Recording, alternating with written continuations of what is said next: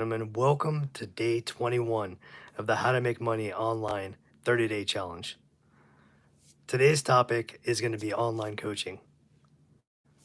How's everybody doing? Hope you guys are doing well out there.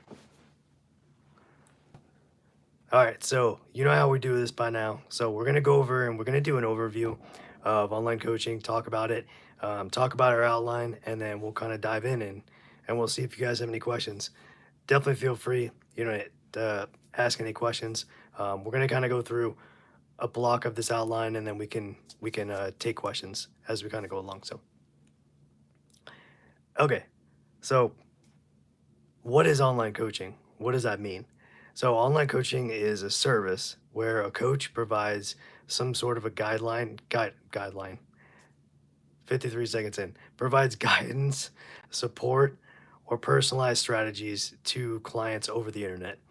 So this can include up to but not limited such fields as business, could be life, it could be fitness, it could be, hey, sweetums, how you doing? Welcome. Thank you so much for coming in. Could be, we're just kind of doing the definition of online coaching. So the fields that online coaching covers is really, really vast. So it could be business, fitness, life, or any specialized area where a coach has expertise. So sessions are like the connection is usually typically on a video call because it's online.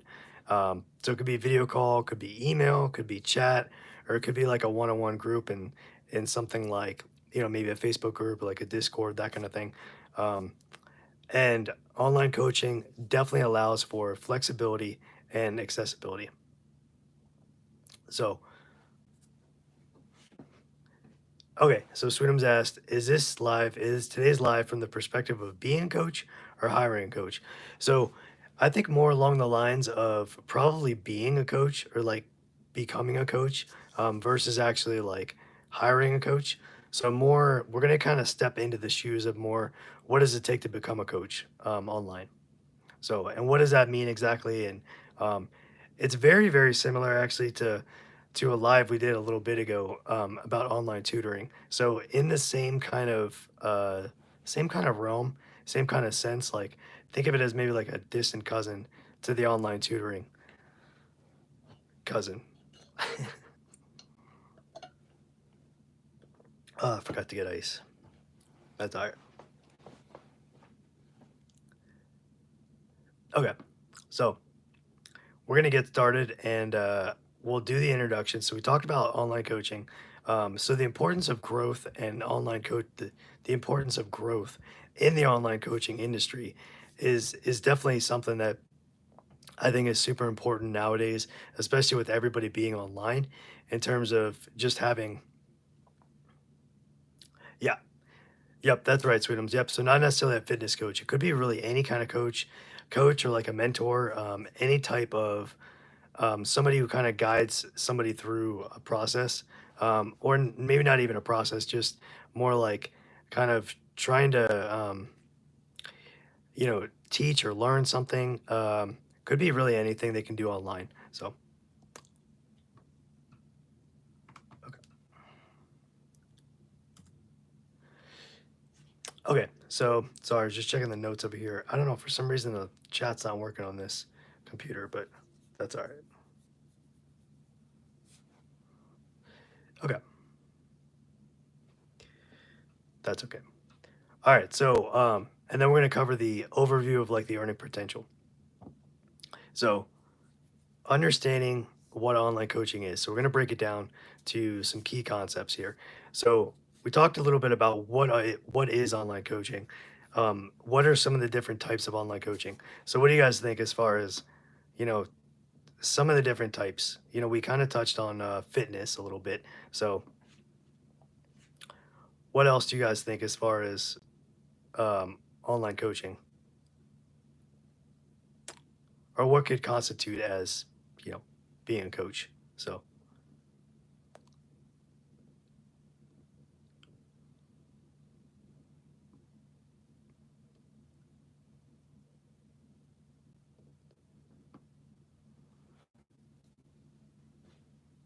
So we have could be business. We could be talking about business. Um, yep, absolutely, Sweetums. Yep, there definitely could be a ton for online side hustles. Definitely. So business could be fitness, could be life. Talking about life in general. Talk about career. Talking about maybe personal development, that type of thing. Those are just some of the many examples of what somebody could be an online coach for. So let's kind of go over real briefly like the benefits and the challenges. So some of the benefits for an online coach would definitely be flexibility. So the ability to to kind of make your own schedule and really have your own free. So basically, freedom of time, that sort of thing, and being accessible really most times during the day. If you don't have a standard traditional kind of like a 9 to 5 job, then you can be a lot more flexible with your clients. And then of course scalability. So you can definitely scale um, as much as you can grow your client list, and that's kind of how far you can scale up. So yeah, definitely Sweetums. Yeah. So like coaching for YouTube or print on demand. Yep. Yep. Exactly. So I would say so it would be a lot more expensive than an online class, right? Yeah, I think so. I think it would be more expensive just in terms of because if you're getting that one-on-one help and that one-on-one, I guess, kind of, you know, that the one-on-one, I guess, kind of sense of actually being able to bounce things off of somebody and have somebody there kind of basically sitting over your shoulder just through a camera. I definitely think that that would probably command a little bit of a higher price instead of having kind of like a video on demand setup where you can just go to a website, hit play, and then it'll just start playing. So,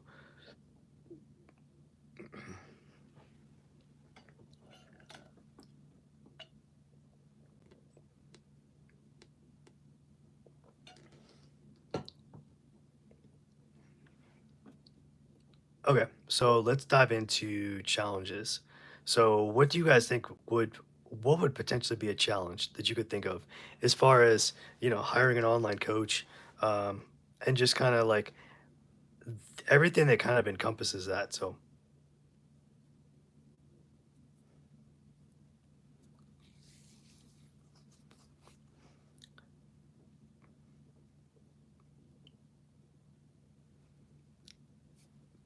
hey Rick, how you doing? Hey, we're talking about online coaching here, so you're more than welcome to stick around and hang out with us if you'd like to.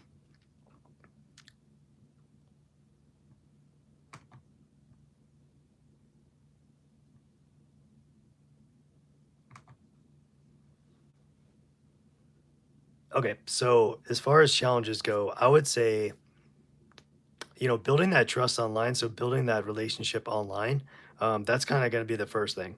So building the trust online, how do you actually reach out to somebody through a camera? I mean, you have to basically have a setup to where you can feel like somebody's reaching through the camera to actually talk to you on a personal level and be relatable and um, that kind of thing to where they can they have that know like and trust factor where they feel like you could help solve some sort of a problem for them. So they kind of build that reputation um, with your clients or with each other if you actually have a coach.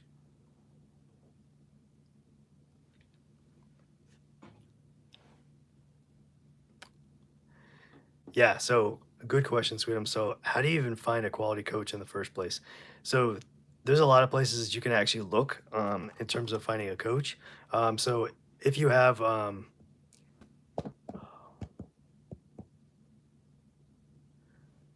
about that, I think it bleeped out. Are we good, Sweetums? I think it froze for a second on my end, but I think we're okay.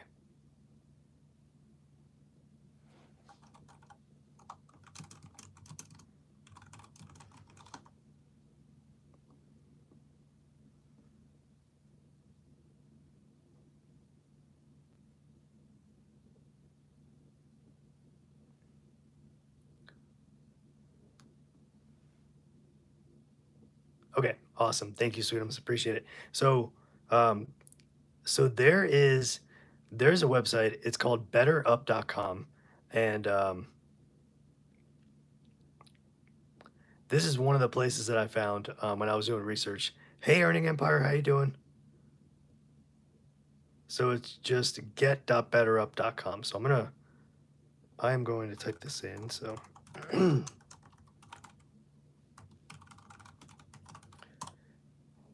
so this website here is, it looks like this site is about, this is more about like a life coach. So it really is going to depend.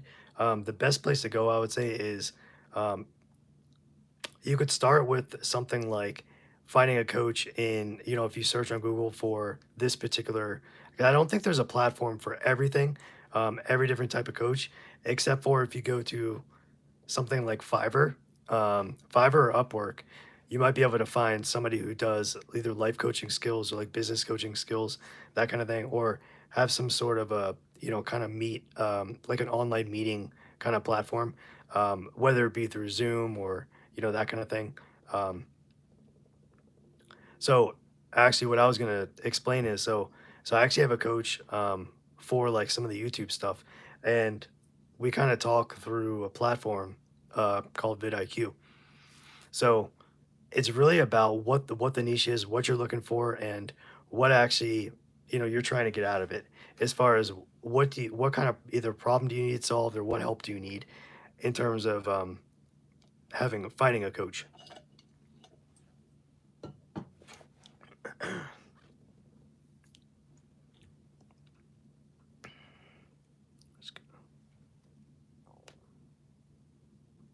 I'm just gonna check my notes here real quick. Sorry, my laptop's doing something funny.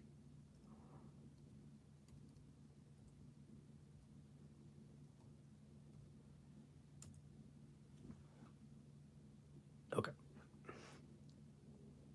All right. So yeah, though that would be the place that I would start, Sweetums, as far as kind of getting off and getting out and looking for a coach. You could do Better Up, which is more like a life coach type. Hey, Kimo, how you doing? Great to see you. Thank you so much for joining. Really appreciate it.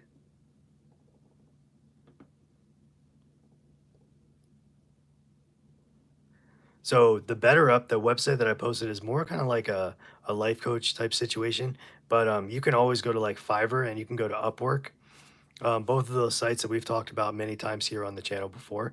And you could actually go through and you could kind of search. So you can go onto Fiverr, and you can search for what specific kind of coaching that you'd like to. Or if you want it to be a little more kind of intimate, and as far as, something that might be a little kind of niche down, you can always go to like Google, kind of a plain search. Go to google.com and search for find a, and then answer whatever the topic is or the niche is. So find a local business coach, or find a business coach online, that kind of thing. I looked around, and really the only two places that I found for like finding somewhat of a marketplace for coaches is like Fiverr or Upwork. Hey Zach, how you doing? Can we do freelance medical biller? Yeah, I think you might be able to do that on a Fiverr or Upwork. I'm not sure if that's something that would be more of like a standard kind of company in terms of an actual like paying position, or if you could do that freelance. But um, you may be able to find that on Fiverr or Upwork, one of those. So, all right. So Kumo asks, what qualifications do you need to be a life coach? So, so I would say definitely you want to have some sort of certification or degree, or some sort of um, credentials to where you can prove that you have this expertise level of this certain topic. So whether that be a degree in a college, or certifications just on a path of, learning these very like trade like skills, I would say either certifications or a degree. That's what I would say, chemo, for their qualifications. Similarly to being, um, when we're talking about like, online consulting, or finding, that kind of thing through, like a Fiverr or Upwork. So it would be kind of the same sense. So,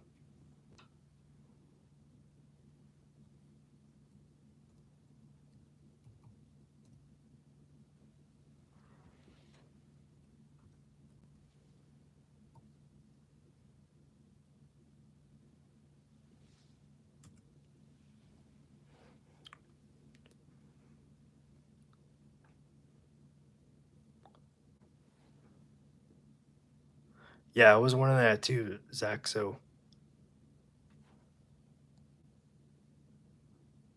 can you do freelance medical biller?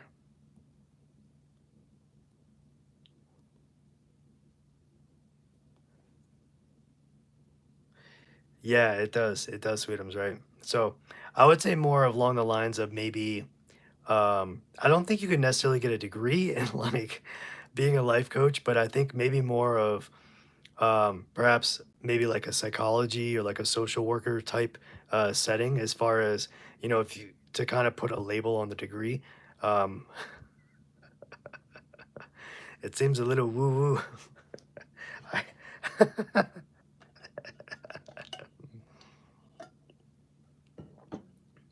Yeah, I totally understand that.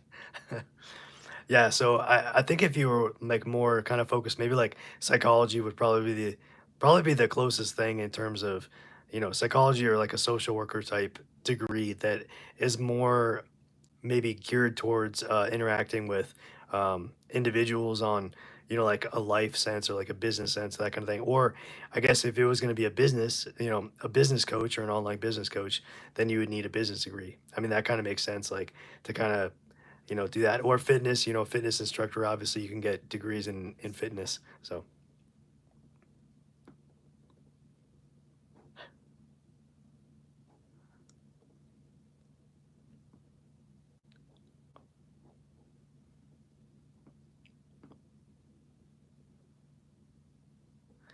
and that was going to lead us into the next part is identifying your niche and your expertise. So, really the important part of this is just making sure that you kind of you want to assess your skills. So assess what kind of skills you have, what are you going to bring skills and my qualifications in order to be able to charge for it. So it's like a supply, like a goods and a services kind of thing. So what are you going to be offering that is worthy of people paying you money for XYZ? So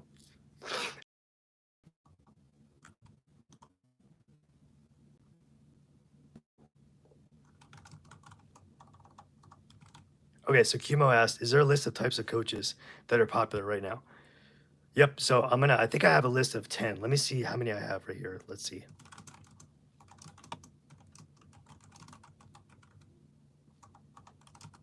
Let's see. Is it 10 that I have? Okay, yeah, it looks like it's 10. So, hey Laura, how you doing? It's so good to see you. Thank you so much for coming. We're so happy you're back. Great to see you again. Thank you so much. Yeah, you as well. Thank you.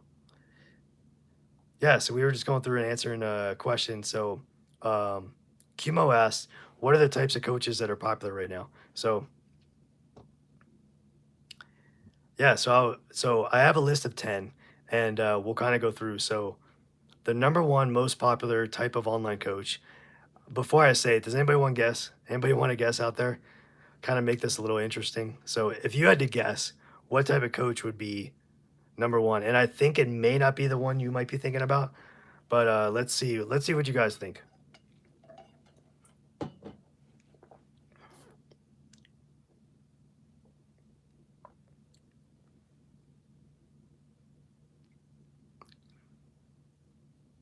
Peloton. Kumo says Peloton. Very, very, very, very close. That's actually number two. So, what about you guys? Anybody have any other guesses? So, the number one spot is not health and fitness. It's something else.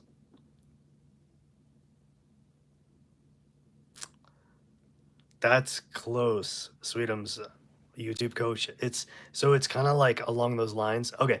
So yeah, so Laura got it right. So number one is life coach. Life coaching is number one. Um, so in case you're not really familiar with life coaching, what that exactly means, um, I'll kind of break it down a little bit. This is kind of just a little blurb to kind of give you guys some thought. Yeah, which is crazy, right? Life coach, yep, is number one. So, hey Raul, how you doing? Great to see you. Thank you so much for joining. I really appreciate it. Yeah, life coaching is real. So, so okay, so get this. So I'm gonna explain. So, a life coach, right? They help achieve, they help clients achieve personal goals, improve relationships, and find greater satisfaction in life. This includes like sub niches like confidence coaching, mindfulness coaching, and like emotional intelligence coaching. So, just an all around how to improve your life kind of skills, that kind of thing. Um, how to, I guess, how to just kind of live a better life, more fulfilling and more like satisfying life, I think.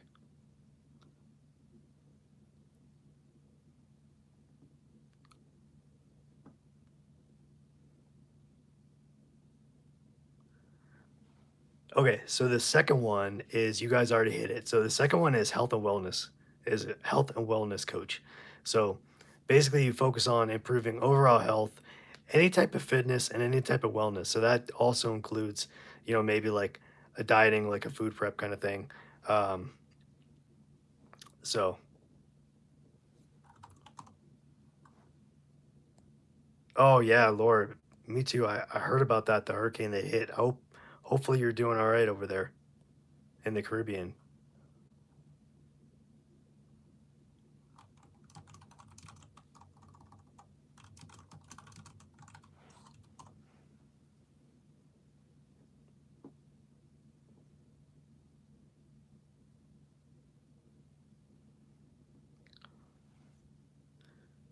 Okay, so Kumo asks, what are people paying for a life coach? So this is assuming that you meet a couple times a week, and this is just a range. So I got this range off of Glassdoor, excuse me, which is basically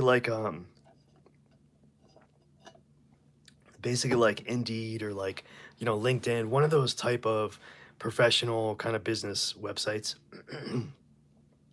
Hey, Bookie, how you doing? Yeah, so the national average, and this it must be in the United States. So on the low end, it's 60,000 a year, and the really really high end like prominent life coaches could make it says over 200,000 a year.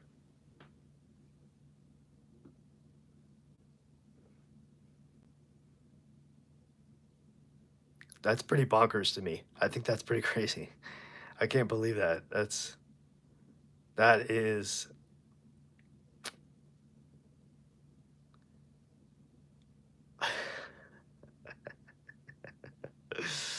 Bookie, yeah, too. So, a life coach, the range in the US for the life coach, yearly salary, and this is off of Glassdoor. So basically like the same kind of platform like a LinkedIn or like Indeed or that type of thing.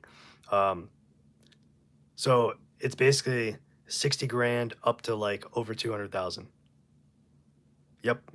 So I mean that's definitely, I'm sure that's definitely like a rarity as far as like the really really high end. You're probably dealing with like celebrities, that kind of thing, in terms of that.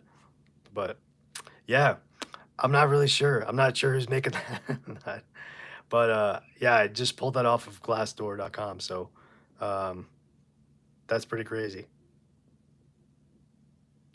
So it says they can make anywhere from like $100 to $200 an hour, basically helping somebody figure out their life. So just think about that. We're talking about these online business models, right? Just in case, online coaching.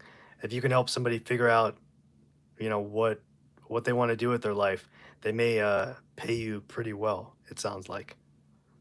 So, and that comes back around and it ties directly into defining your target audience and what are their needs. So, what are they actually looking for to get out of this relationship or this coaching, like mentor mentee kind of relationship here? So,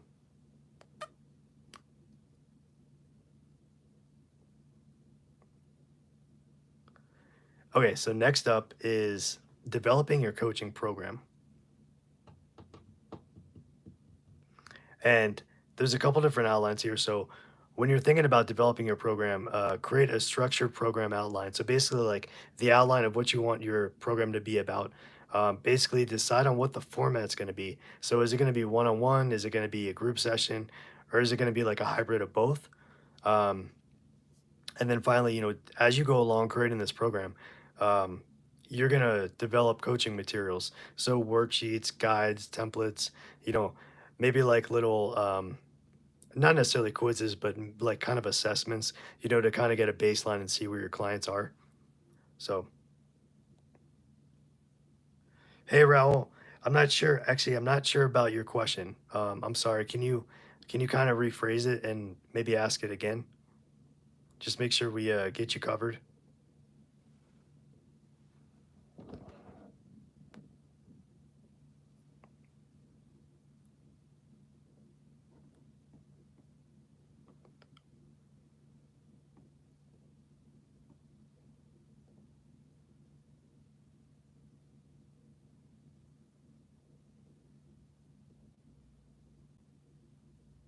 Yeah, of course, Kimo. Yeah. So, yep, yeah. What's your other question about life coaching?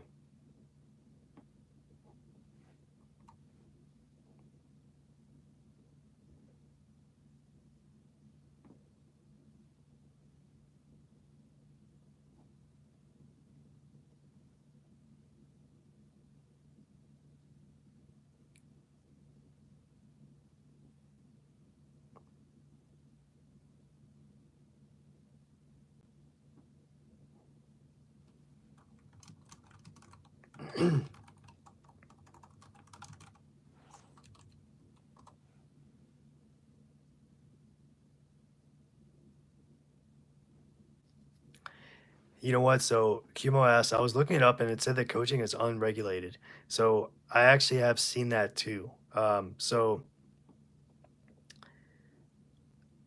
basically, it sounds like because I'm looking at this BBC or this what is it? Center for Credentials and Education.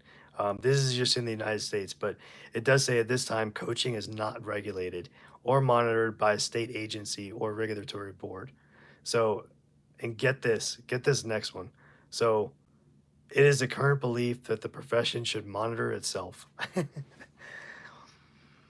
Okay, so we have that. So, yeah, that's something you kind of think about. So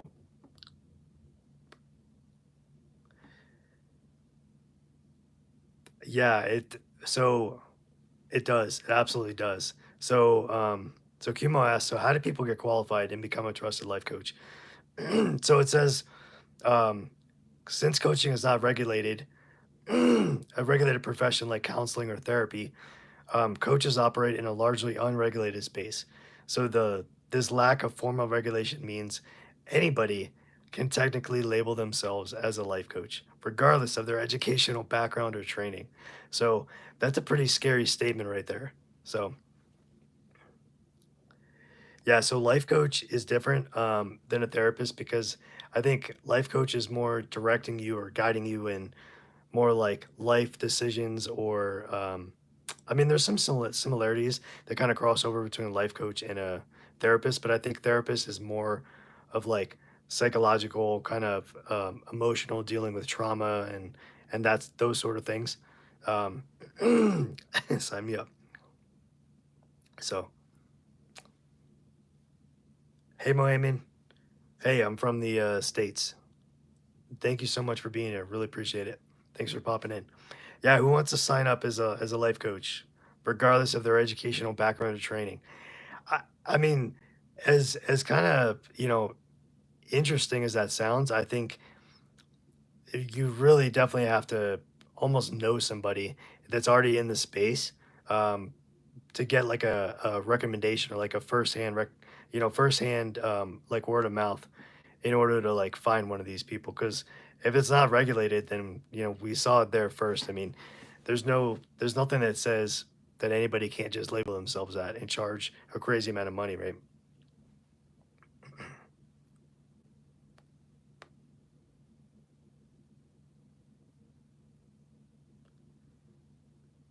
Wow, that's crazy, Sweetum. So Jay Shetty used to be a Buddhist monk and transitioned to a life coach. That's pretty wild. I mean, the fact that you don't need any legitimate like certification or kind of education. I mean, that's the thing. Like getting experience, I guess you just kind of pull from your own experiences. So. Oh, yeah, gotcha. Yep. Oh, Laura, yeah, you're right. As long as you're able to create a solution to someone's personal issues, you qualify. That's absolutely right. I think that's one of those things that is just kind of, um, being able to find somebody that you trust, but also has these life experiences. And I think you would think maybe at first you could kind of, weed out maybe some of the bad apples, so to speak, and just kind of say like, okay, well, where are your reviews or where are your testimonials, that kind of thing. Um, just in terms of being able to trust somebody with, obviously you're going to be spending like a lot of money on this, anywhere from like 100 to $200 an hour. So you want to make sure that it's somebody you can trust and somebody that you can actually relate to. So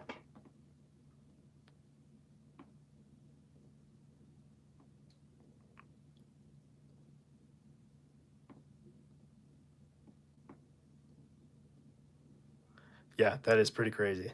So let's go back over to the top 10. So health and wellness coaching, right? We talked about that.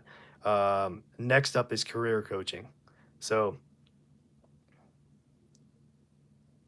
that is insane, Bookie. That's crazy. 2.1 billion. That's it's almost because it's like they're not regulated, so they can charge whatever the heck they want.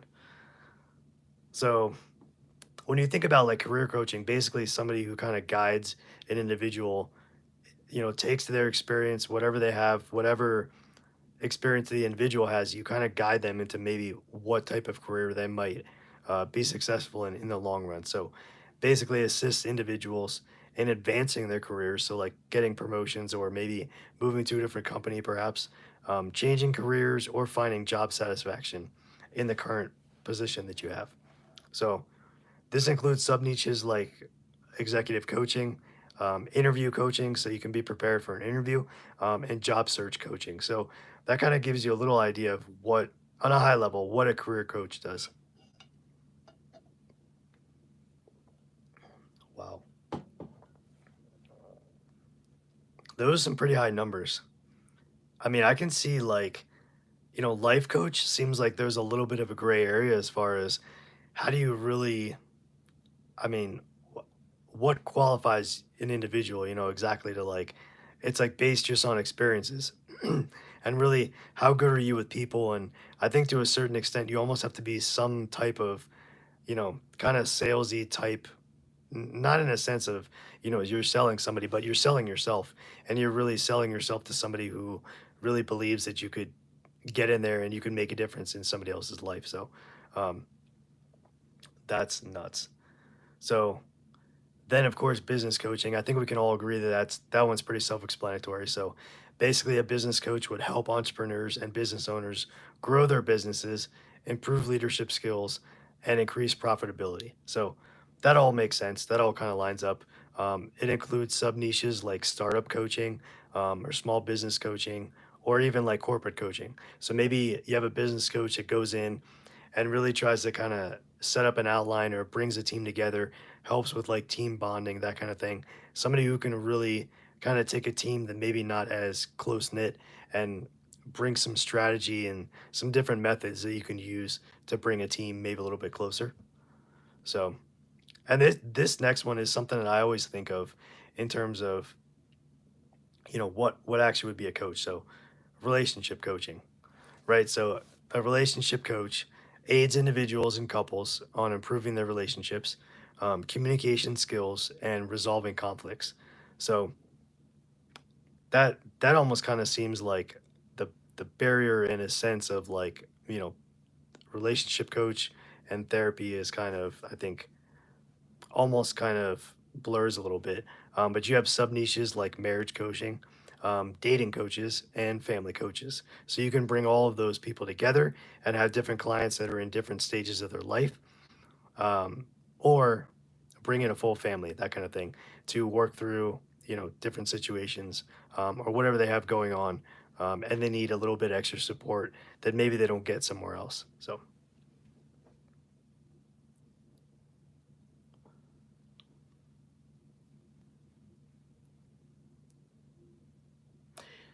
yep. Yeah, definitely chemo. So, and therapists usually have some sort of therapy background. So basically, like it's the I think it's like the licensed professional LPCW. I think. Let me see what type of degree.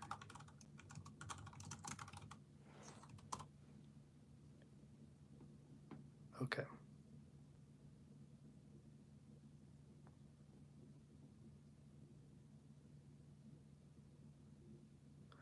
Wow. It says therapists typically specialize in a specific field, which we kind of knew, such as marriage and family therapy. Therapists hold at least a master's degree, while some choose a doctorate.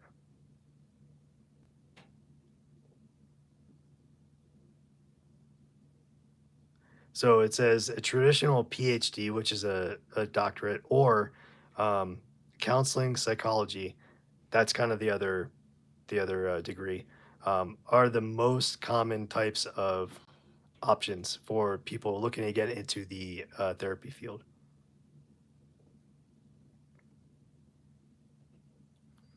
So just in case you guys are kind of wondering, because the I think the terms might be used almost a little sort of interchangeable, but so the difference between a psychologist and a therapist um, is some psychologists only conduct research rather than providing therapy, whereas all therapists and counselors, pretty much this could be interchangeable, provide some sort of therapy to their clients. So it says licensed therapists or counselors have education and training in a relevant field, such as psychotherapy. So yeah, so that's definitely incredibly important. And I'm absolutely 100% complete advocate for therapy, having a therapist, and just talking to somebody if you need to, and just being able to kind of work through some things that you have going on in your life. I think it's a wonderful thing. So, next up is going to be financial coaching. So, this is kind of more what we think about as far as like on the business side of things. So, financial coach guides clients in managing their finances, budgeting, investing, could be planning for certain financial goals. Um, and if you want to kind of, sub niche it down, it could be things like debt management coaching, wealth building coaching, and retirement planning coaching. So those all kind of fit into that same category of financial, like a financial planner, like analyst, financial coach, that kind of thing. Um, so, and then we're still working through our top 10 list. So number seven is, yeah, yep, exactly, Sweetums. Yep. So that is like Dave Ramsey, financial coach, financial kind of like, somebody who kind of guides you through your finances and that kind of thing. Okay. So number seven is mindset and personal develop coach. So what this is basically they focus on helping clients develop a positive mindset, overcoming limiting beliefs, and achieve personal growth. Those are all wonderful things. I mean, and things that we all struggle with, individuals struggle with daily. So that this is an incredibly important form of coach. And sub niches could include like confidence coaching, resilience coaching, and motivation coaching. So I mean, I don't know anybody that doesn't want to boost, their confidence, have more resilience and motivation, in order to get the drive and determination to whether it be get a new job or change jobs or, go talk to somebody that, relationship wise or, anything. Building confidence and self esteem, I think, is also an incredibly crucial part of having a coach and somebody who can hold you accountable, but also guide you at the same time. So, okay, so number eight is spiritual coaching. So basically, they assist their clients in exploring their spirituality, finding purpose, and achieving their inner peace. That's all. That all sounds awesome. So like meditation coaching could be like faith-based coaching or purpose coaching. So finding a purpose in life, finding what you actually want to do with your life and the things that you actually strive to do that gets you up in the morning and really kind of pushes you to start the day, that kind of thing. So all right, so we're down here. We got the last two in the top 10 types of coaching. So These two actually, I think, can kind of go hand in hand. So number nine is parenting coaching. So basically, a parent coach, they help parents navigate the challenges of raising children, improving parenting skills, and fostering healthy dynamic environments. Healthy, healthy family dynamics. Sorry. Um, and then sub niche down, like to kind of categorize down a little bit.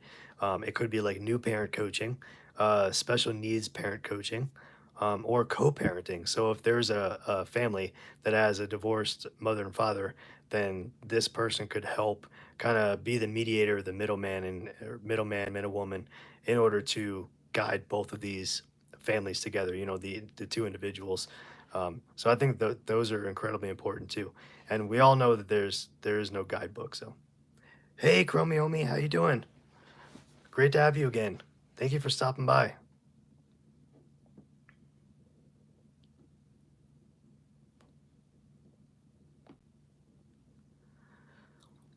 All right, so we finally made it to the top 10, the top 10 list, the last part of the top 10. So number 10 is going to be educational coaching. So you support students and learners in achieving academic success, which is awesome. I could have used that. Developing study skills and preparing for exam. I could have used that too. Preparing for exams. There's nothing like having just a stellar coach or a guide or a mentor, somebody that can come down to your level in a sense of like, okay, I know that this is frustrating, this is difficult, and this is challenging. So maybe look at it like this, or change your perspective on this, or be able to kind of like shift your mind and to be able to view it in a certain way. And maybe that would make it a little bit easier to kind of understand and like digest. So, hey, Chromium, you're good. You're not late. It's all good. No worries. So, and then this kind of like subtopics would be college admissions coaching, study skills coaching, or tutoring. So those are all very, very important in their own right, in terms of being a coach and getting help when you need to.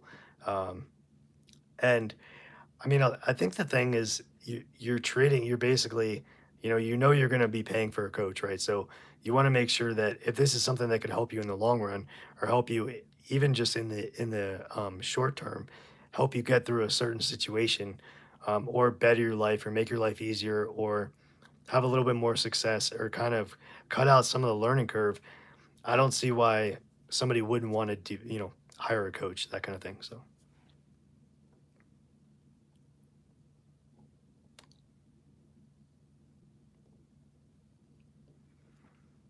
All right, so Chromium asked, if you were to start an online coaching career, would you start locally first and then market yourself online later once you have testimonials?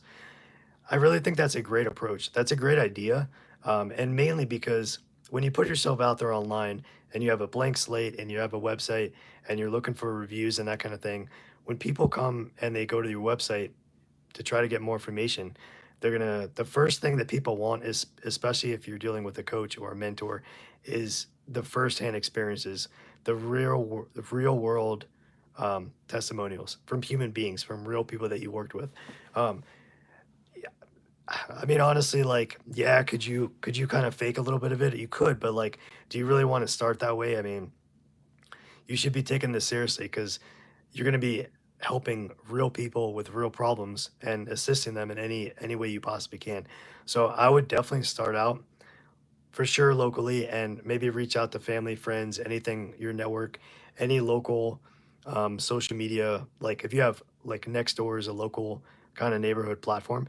So if you want to hop on there and just kind of get even just offer some sort of like a discounted rate or like a promo rate or introductionary introduction rate, just to say, okay, this is what I can do, this is my experience, this is how I can help you. Like Laura said earlier, how can you solve problems? So in order to be able to solve a problem, somebody's not just going to hire you just for the heck of it, just to like hang out as like a buddy. I mean, you need to actually help them, assist your clients actually solve problems. So you have to have an assessment, for each individual client and be able to come down to the level and say, okay, where are you at in your current situation?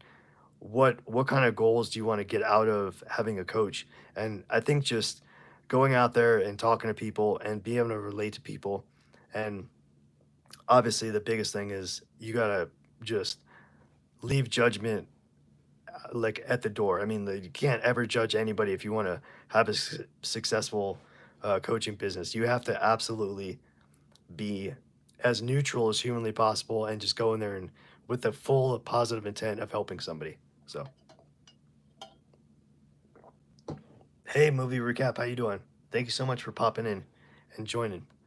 Today we're in the middle of a 30-day challenge, how to make money online, and today's topic is online coaching. So, welcome.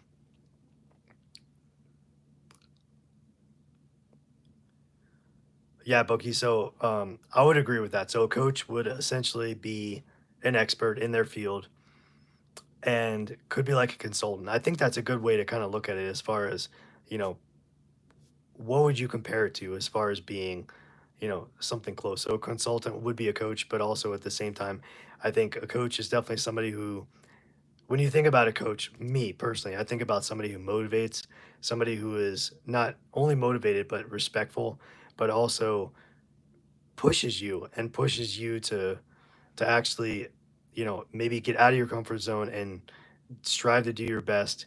Maybe get out, try these new things that you're not comfortable with, but in a positive environment, a positive way, and just some way for you to grow and mature and kind of expand, your personal horizons. So I think to me, I kind of, no matter what the topic is, as far as like a coach goes, I always liken it to like a standard kind of fitness coach. Like when you go and you hire a personal trainer, for example, you have all these goals. I want to lose weight. I want to get strong.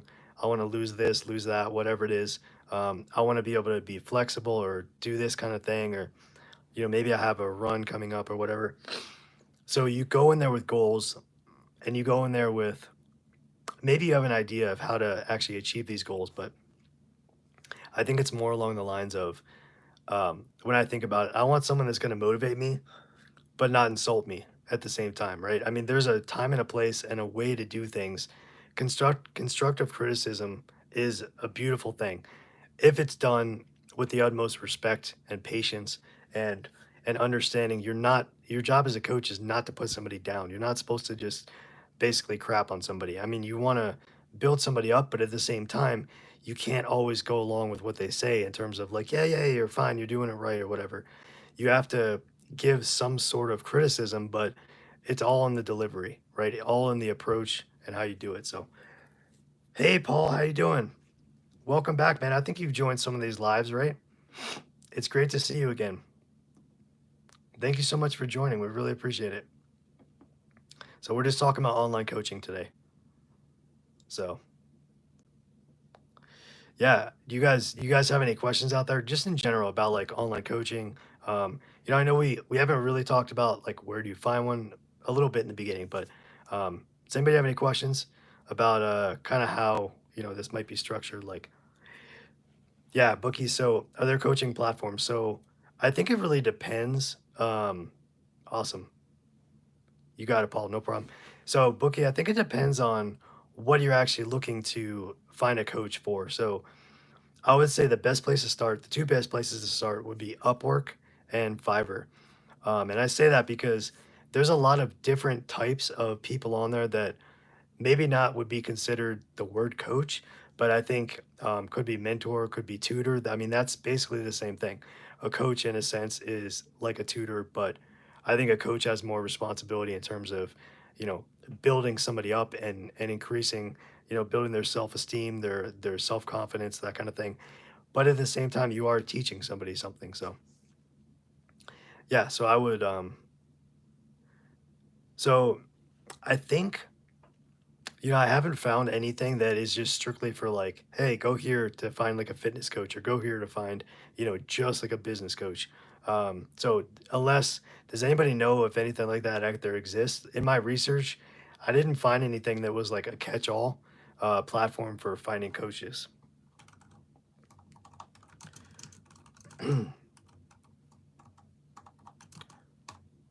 Everywhere I looked, it said Fiverr or Upwork. So otherwise, it would be like an individual coaching. Yeah, yeah, definitely, Laura. Mentors are definitely always are also popular. Yep. So, so what do you just like? And this is like, there's no right or wrong, but like, what do you guys think? Like, what is the difference between like a mentor and a coach in terms of, maybe what skills or what traits they have? I mean, what do you guys think? So you have mentor, and then you have a coach. I mean, is that obviously there's some blurred lines there?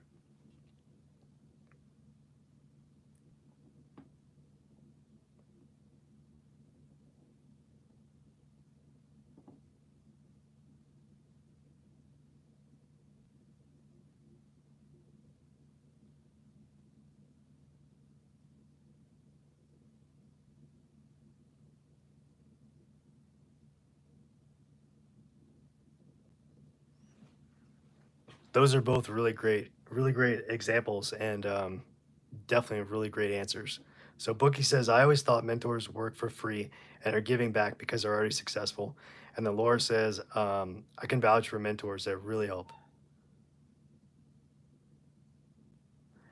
Yeah. So Bookie says, so they take someone who has potential under their wing and use it within a business. Yeah, I agree with that. I agree with both of those.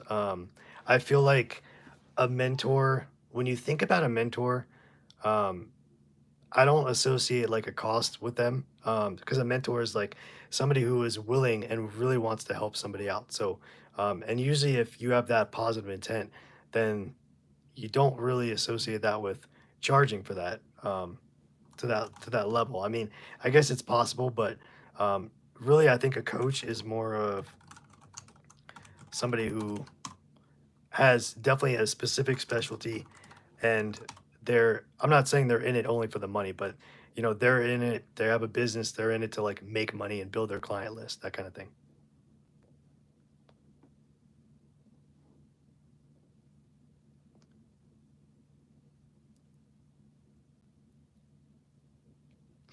That's awesome. That is awesome, Laura. That's so cool. And you feel like it's definitely an individual that is, I mean, so did you know these people before in terms of like, um you know, like on a personal level, or was it just, were you like kind of introduced to them as far as, and were you like seeking out like having mentors, or did it just kind of fall in your lap?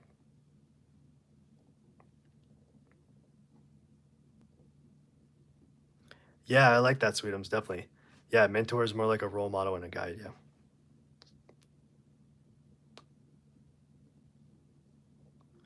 that's perfect. Yep. Laura says mentors volunteer as the need arises. So they're basically a mentor is there when you need them. And I love that. That's such a cool way to look at it, because I feel like you're basically, I mean, it's more, a mentor is more than a friend, more than a companion. I mean, somebody who's there to kind of guide you and really has this experience so they can share with you. And I think it was Bookie that said, kind of take you under their wing and really, really kind of guide. So yeah, I definitely agree with that.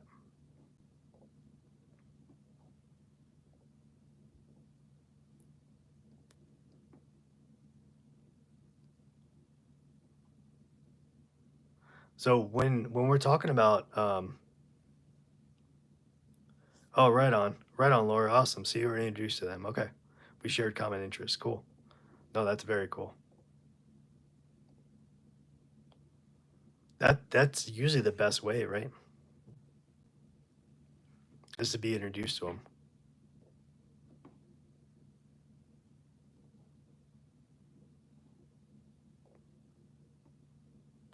Okay, so Kumo says, to me, coaching involves feedback on performance and progress towards a goal, and a mentor has and wisdom and informational way, advice and wisdom. Okay, yeah, definitely.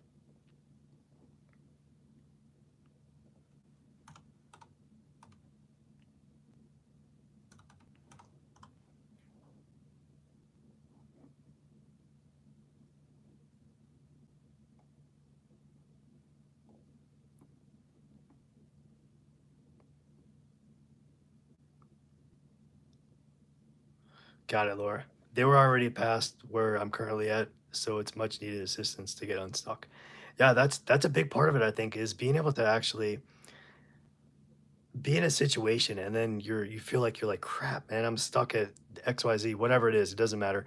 And you have someone who says, you know what, I've been there before, I've been in the trenches, and maybe you could try this, or you could try that, or you could try this, different strategies or maybe techniques or just plain advice, for you in order to kind of move past whatever obstacle you're currently facing.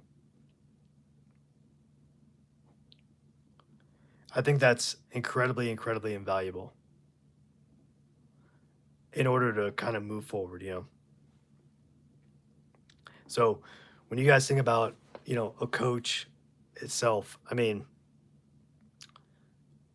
what would you look for in terms of if you're going to find somebody online, besides like testimonials, what would you look for in terms of actually if you came across if you're looking for somebody, what would you expect to see, I guess, on like maybe a website or that kind of thing or along like social media besides like testimonials?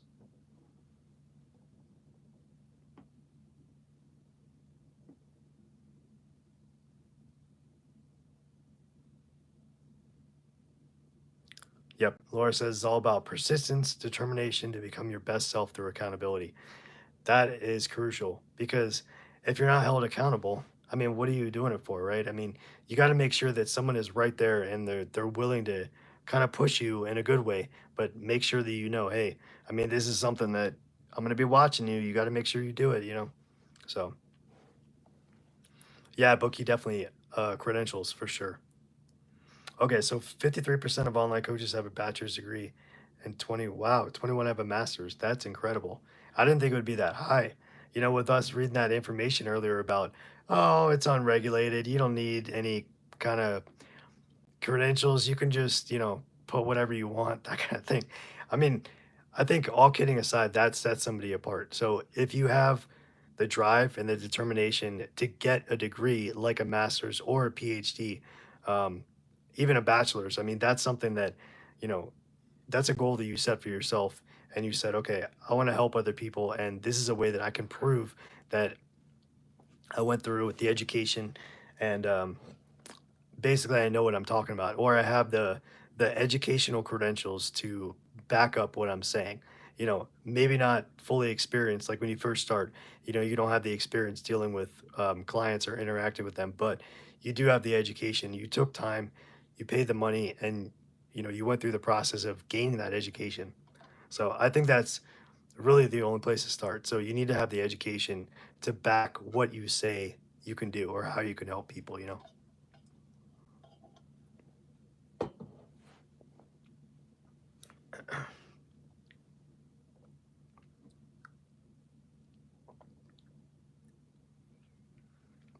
So as far as like if I was gonna find an online coach, I mean, I definitely would want to look for a website for sure. So hands down, to me, it can't just be social media; it has to be a website. Um, just because a website, you're able to really expand on what it is that you're proficient in or what your skills are, how you're going to be able to help somebody. And then you can also make, the testimonial section or, your reviews or however you want to word it in a way that is very easy, like you can see it very quickly. And in my opinion, nothing beats, talking to somebody and kind of getting their take on camera. Um, the only problem with that is that I think it's easy for us to kind of psychologically think like, oh, they're paid for that. They didn't really work together. Maybe that was a paid sponsor or paid ad or whatever. Or you didn't work together. I'm just gonna give you some stuff to say, and I'm gonna put you on camera, that kind of thing. Um, so that's the only kind of like, you got to make sure that it's on the up and up. But um, yeah, so Kimo asks, what are people charging for coaching on Fiverr? Does it depend on the niche? Yeah, it definitely from what I've seen depends on the niche. So anywhere I've seen from like $50 an hour up to like $200 an hour. And the more high into that is going to be business and like life coaching as a whole. Because I think fitness, to have a fitness coach online is fine. It's great, right? It's awesome. But I think it's a lot of people need more of that one-on-one kind of attention and attention to detail and motivation in their face, like right next to them.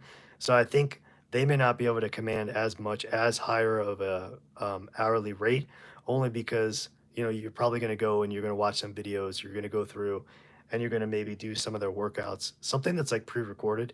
Um, but as far as like a dietitian or like some sort of a health plan or that kind of thing, I think that's a little bit more, I think, digestible as far as, you know, maybe, commanding like a higher price, that kind of thing. So, yeah, so Bookie asked, and how many sessions on average? So I would say it's probably going to depend on um, the price of the session itself. So really anywhere from like $50 to $200 a session. But I think I would say anywhere between 2 to 4 sessions, probably a month to kind of get started, get the ball rolling. So I don't necessarily think you need to do multiple times a week, because especially if you have some sort of like homework from the coach that they want you to go out and find answers to these different things, or I want you to start building your resume or start building, you know, writing out your skills, that kind of thing, kind of giving them some feedback that they can use to help better you in the long run. So, all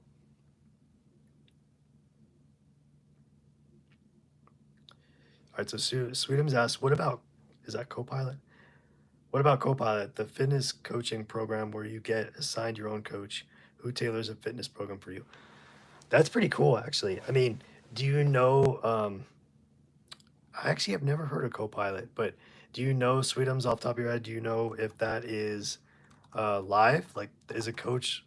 I mean, I know the coach is live, but like um, the fitness program, I wonder if those, in terms of like the exercises and kind of running through that, I wonder if that is pre-recorded or let me see. I'm looking for Copilot.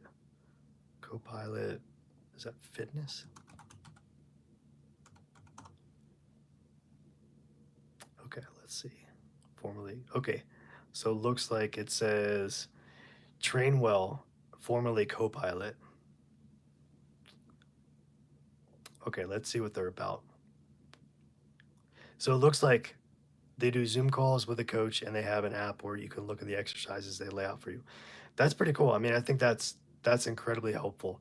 And especially something with that, I mean, in my opinion, you definitely have to have reviews and testimonials because you want to make sure that, somebody's just not saying that they're a trainer and they got education, because personal fitness, personal training is definitely something that you can get a degree um, in order to kind of help, bolster your resume and definitely add to that education. Because how are you going to be able to teach people something if you don't fully understand like how the body works and the muscles and the joints and all that kind of stuff that are like intertwined? So I think that sounds like a great program. Okay, so the instructor is hired by Copilot. Got it.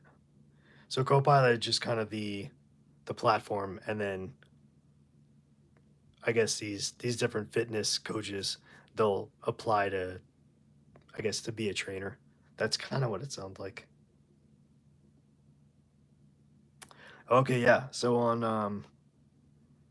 it looks like on this Copilot site, they have years of experience training under the individual trainer's name, and then they have if they got a degree. So some of these are bachelors, some of these are masters.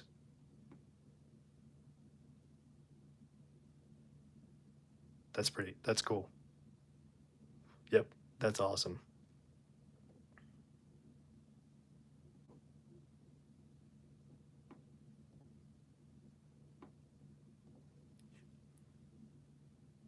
So I think another thing you can do when you're just starting out, as far as like having a website, obviously you want to have social media so you can kind of show off maybe some of your different exercises or f- some way you want to show some way that you actually this is your training style or this is the way that you like to train with a person. So even in like on video, if you're training with somebody that is a family member or a friend or that kind of thing, you're still kind of in an environment where you're training somebody. So this is what a training session might look like. So that's something that I would probably want to see before I hired somebody. Just how do you conduct your training session?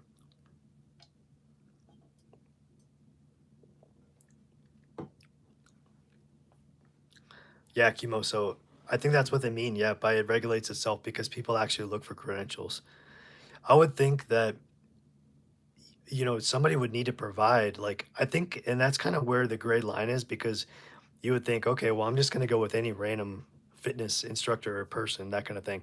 But I think it really is going to depend on a personal kind of preference. So maybe some people are cool with just going out there and just selecting anybody, but I would definitely look for somebody who has credentials, regardless of what it was, a fitness coach or business coach, relationship coach, that kind of thing. Some type of schooling, at the very least, I think would be something I would look for, and probably a 4-year degree, just so I know that they had the drive, the motivation, the skill, and they actually had some sort of education.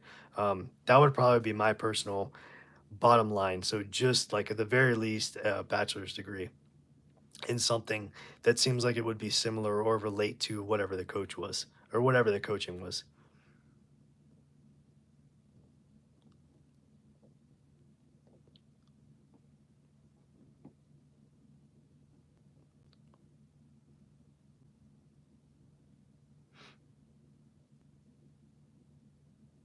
Yeah, definitely Chromie. I totally agree. For the kind of money that they charge, yeah, you definitely want to vet them, and um, that's why I think when we kind of go back to talking about, well, how do you find one? I think is you know positive of an experience, or like convenient as a platform could be.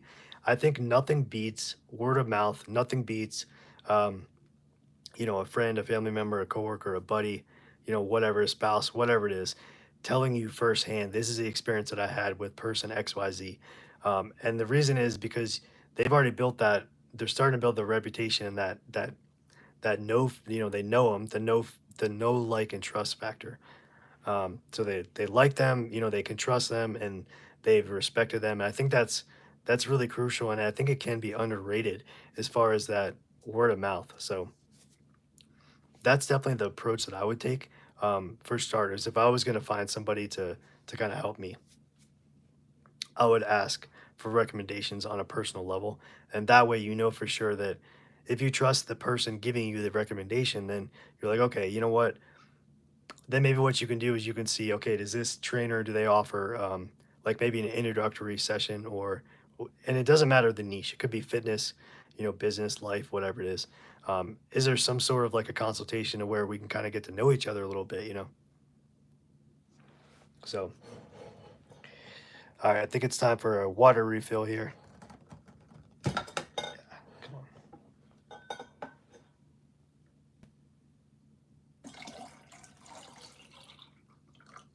I wish we could play like that Jeopardy music or something, but YouTube would have a field day with that, especially on a live. But that's all right.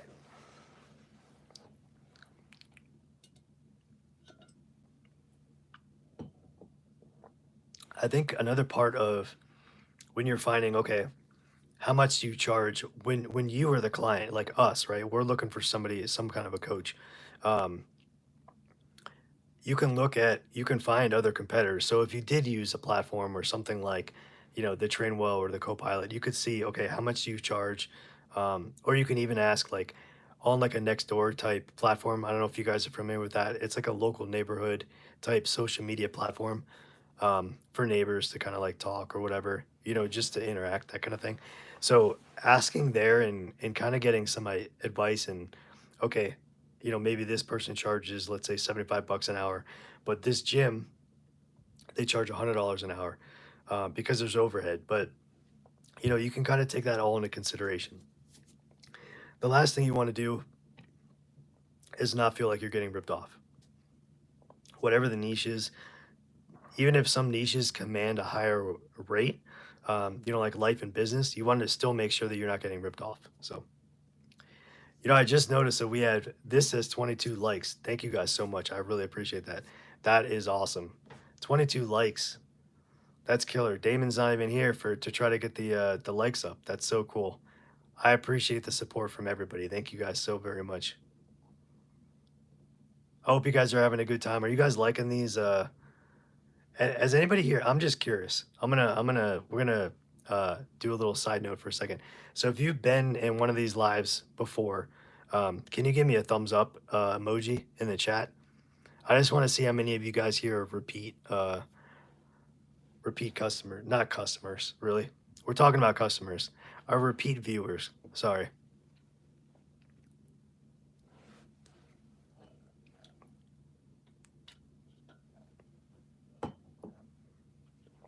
Yes.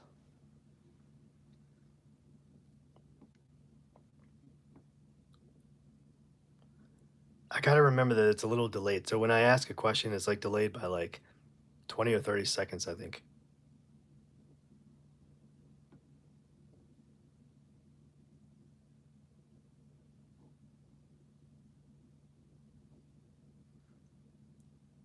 That is awesome. Thank you guys. I really appreciate all the return viewers. It really, really means a lot.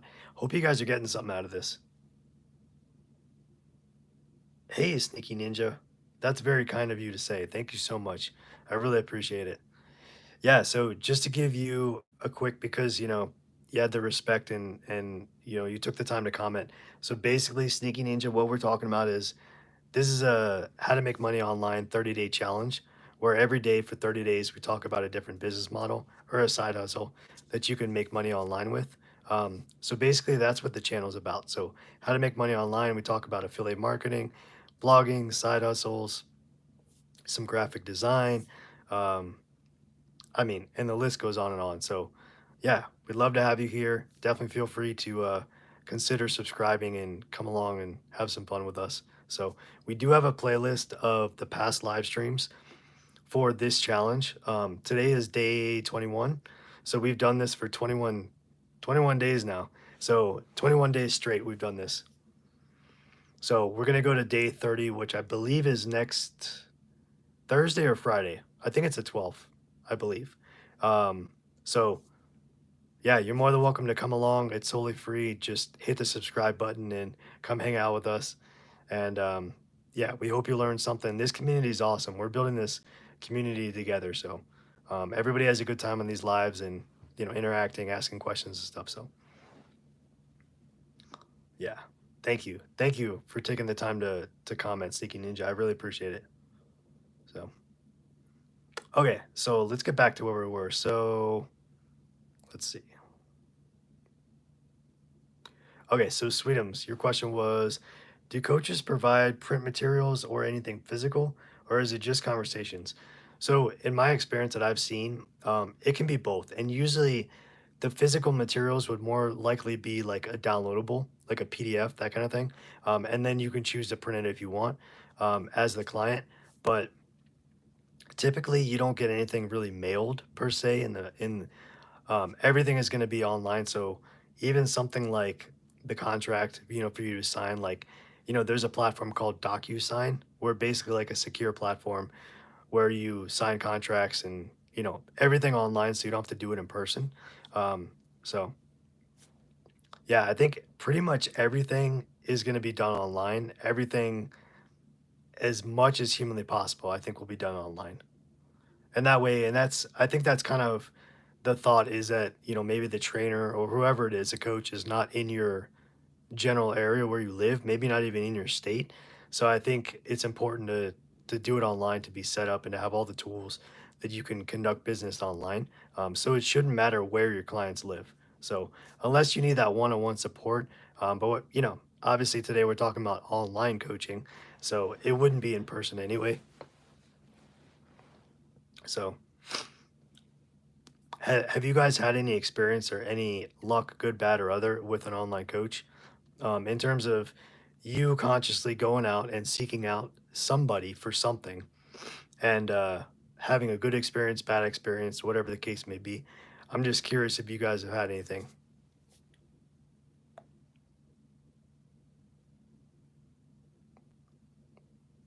Sweetums.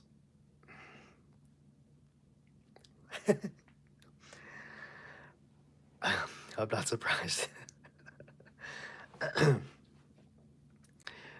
Yeah, that's an excellent question. I'm just curious too. Anybody in the chat?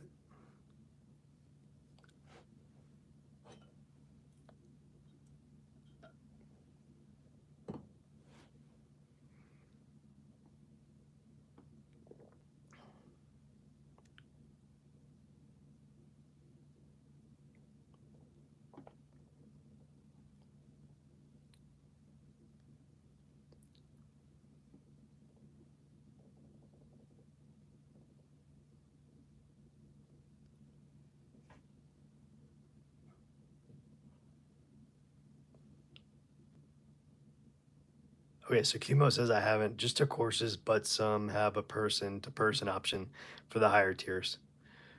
So I actually haven't either. Like I haven't. Well, okay, that's not true. So that's yeah. What I was gonna say was I was part of this community um, in the past, and there was an online community where you could go and talk to people, um, and the instructor, like kind of some of the teachers or whatever, they would do kind of like the Zoom calls or whatever. Um, so there was that. That was kind of like my first introduction to like coaching, but it wasn't really coaching. It was more of like a community kind of setting. Um, okay, so Laura says, I've thought about it before, but at the time it was very pricey. Yeah, it can totally add up. Um, so what I was going to dive into was actually now I'm actually doing live coaching right now over video chat. So I don't know if you guys are familiar with vidIQ. Basically, it's a YouTube channel, but also they specialize in YouTube education, basically helping channels grow and that sort of thing. Different content creators and that. So they have a coaching program where you basically talk to a coach through video messages. You record it and then it sends it through an app, and you talk that way. Um, so this is the first like basically one-on-one or direct coaching that I've been a part of. So yeah, Chromia. Yeah. So to be honest, I mean I went in um I started YouTube not knowing really anything. I mean, like everybody else, right? You know the basics like, oh, okay, this is what you think you know about YouTube. But in terms of like the inner workings of how to really kind of get, market your channel, get it out there, do the thumbnail, the tag. I don't want to make this about YouTube, but like, that whole thing, it's been extremely effective. And it's been eye opening, to be honest. Like, it's been really helpful. And just having somebody like, I think Laura said earlier, like the accountability of having somebody right there with you, not physically, obviously, but like right there with you, always asking how you're doing, you know, have you tried this approach or that approach, or maybe tried tweaking this? It is incredibly helpful, and I would not be able to do it, like get to where I am right now without the help of a coach. So, and obviously along the way, you learn things and you kind of pick up these little pieces, and it's really nice to have an accountability partner above everything else. So,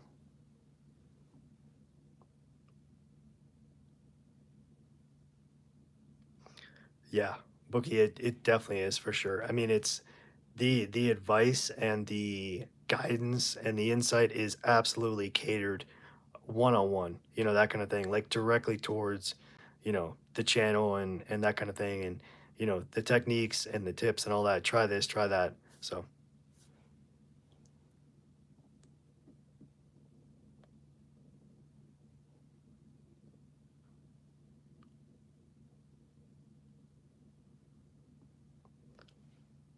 right, so Sudam says for some beauty courses, they'll add an Etsy store appraisal with personal feedback for improvements. That's pretty cool.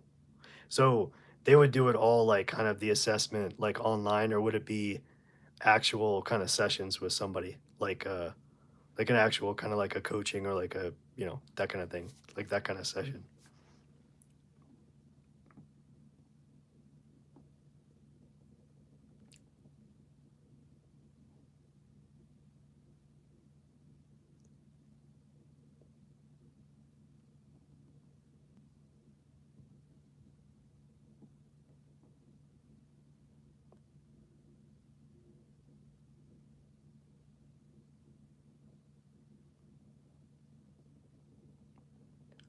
Oh, got it. Okay, so they'll review your store and give you a type note for feedback. Okay, no, that works. That's cool. Yeah, I always wonder like how different different entrepreneurs or different people kind of viewed like how do they structure that? I mean, is it obviously there's some back and forth emailing, or maybe through like a portal, or if they have a website through like a community type environment?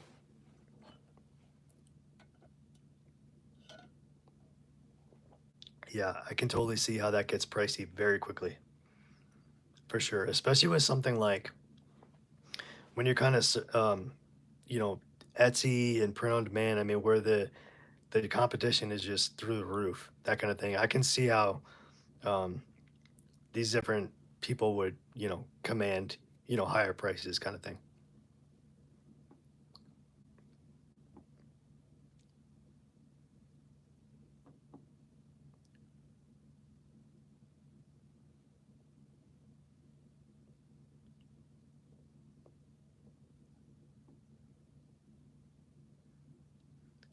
Yeah, it makes me wonder, like, um, oh, okay, cool. Yeah, Kajabi. Yep. But through DMs, the feedback. Right on. No, that's cool. I mean, I think any kind of interaction and any kind of, help is better than nothing. Um, as long, as long as it's not like too high to where you're like, well, is what I'm getting, is that worth what I'm paying, to get like an assessment or like, that kind of thing.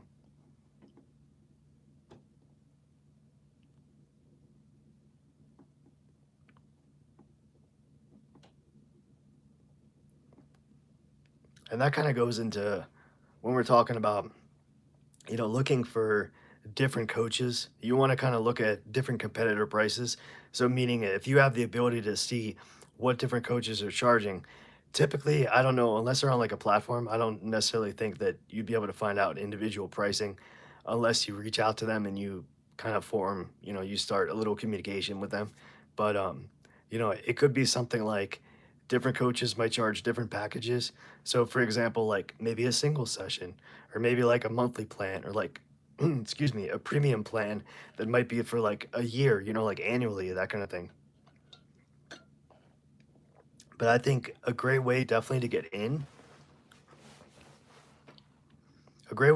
I think, would be to definitely offer like a free initial consultation or like a trial session to see if you kind of fit with the coach, to see if you feel like there's a connection there. Because, if you pay for like 6 sessions, but then you don't feel like you connect or there's no like chemistry or, that kind of thing, in terms of like a business relationship, then you kind of stuck, that kind of thing. So,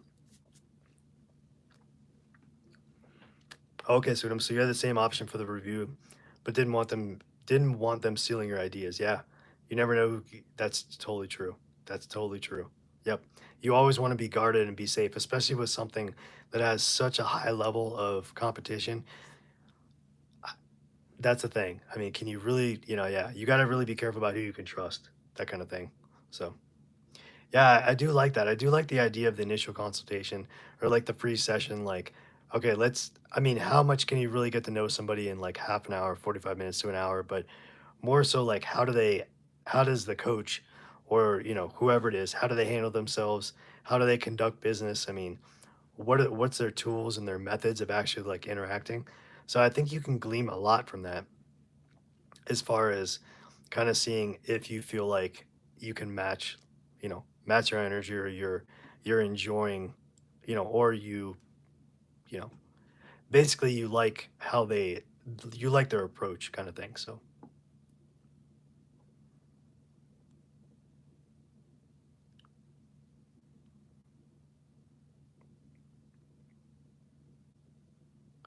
yeah, I think you know what I think that also is something that's a good point, Humo. So offering a payment plan I think is interesting because um you know, basically because regardless of, where you go, I mean, you're gonna get fees through like a payment processor kind of thing. So whether it's Stripe, PayPal, whatever it is.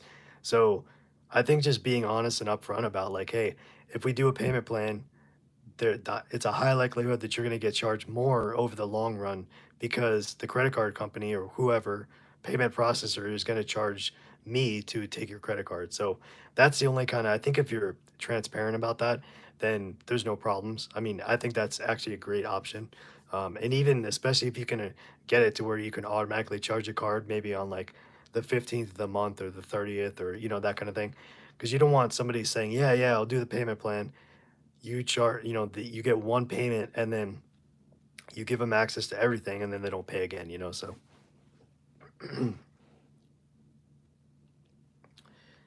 Yeah, sneaky ninja. So what do you think about drop servicing for online coaches, like referring to them as clients, receiving the money up front, pocketing the commission? I see too much competition for coaches. Yeah. So yeah, I totally agree. I mean, I, yeah, I think receiving all the money up front, depending on what it is. So if it's one session, I can see, hey, asking for the money up front. But if you're doing like a couple different sessions, I think that's a little, in my opinion, a little shady. Like asking if you have like a 3 or 4 session pack to ask for all the money up front. Um, I would do it like per session, that kind of thing. Um, there is a lot of competition for sure, and a lot of people just want to get the money, and I think that's how you can try to vet them as best you can with the reviews and the testimonials, assuming they're not faked, which I know there's no real 100% way you can kind of tell, but so. Yeah, Laura. So also, how do I vet if they actually practice the methods that they charge for? So unfortunately, because there's no regulation on these coaches. Um, to be completely honest, I don't think that there's 100% foolproof way that you can vet. You just have to really kind of trust them and kind of see um, what the reviews and the testimonials say, and definitely like there's ways that you can protect yourself in a sense of not paying for everything all up front. You pay like per session, that kind of thing. So one chunk at a time, and that way, let's say if you get scammed or you get screwed over, that kind of thing, then it would only be for one session and not like your entire let's say like um, I don't know, I want to say book of sessions, but like, if there's multiple sessions, that kind of thing. Um, that's a hard part, Laura, is like trusting them. So that's why I think it's best to kind of go with somebody who has a firsthand experience with them, just so you can say like, okay, I trust this person, if at all possible. Sometimes that's not possible. So.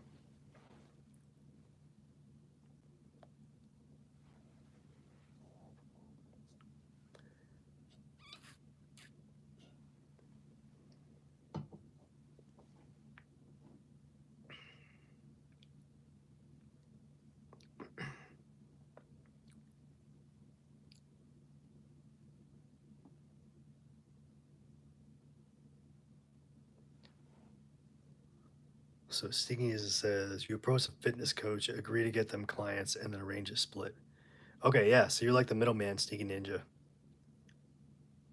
Right on.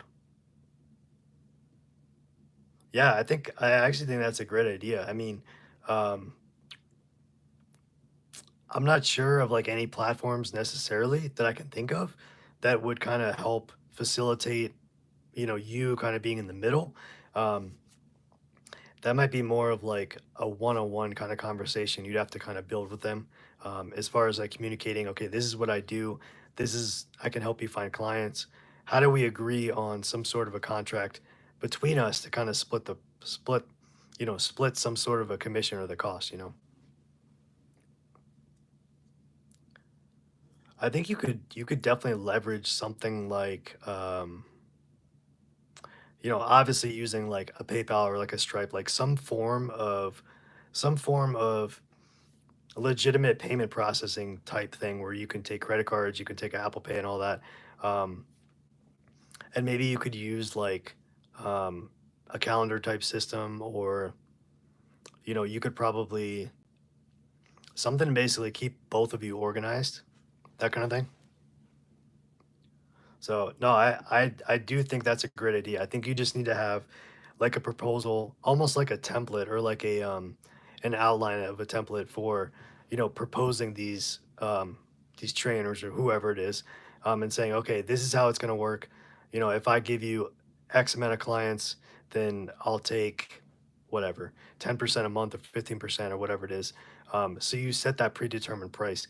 Um, so you could either say a blanket percent wise, or what you could potentially do is you could say, um, maybe if they book so many sessions, anything over 3 or 4 sessions in one for one client, maybe you bump up your commission, that kind of thing, because it's not only about, having a number of clients, but like if you have like, let's say 10 clients, but they book out like, 10 to 15 sessions, um, maybe anything over 5, 7, 8 sessions, you're like, okay, you as like the, kind of the middleman, you're like, all right, I'm going to reach out to the fitness trainer, and you guys, you're going to pay me a little bit more because we secured X amount of sessions, so I think it's not necessarily just about the amount of people or the amount of clients.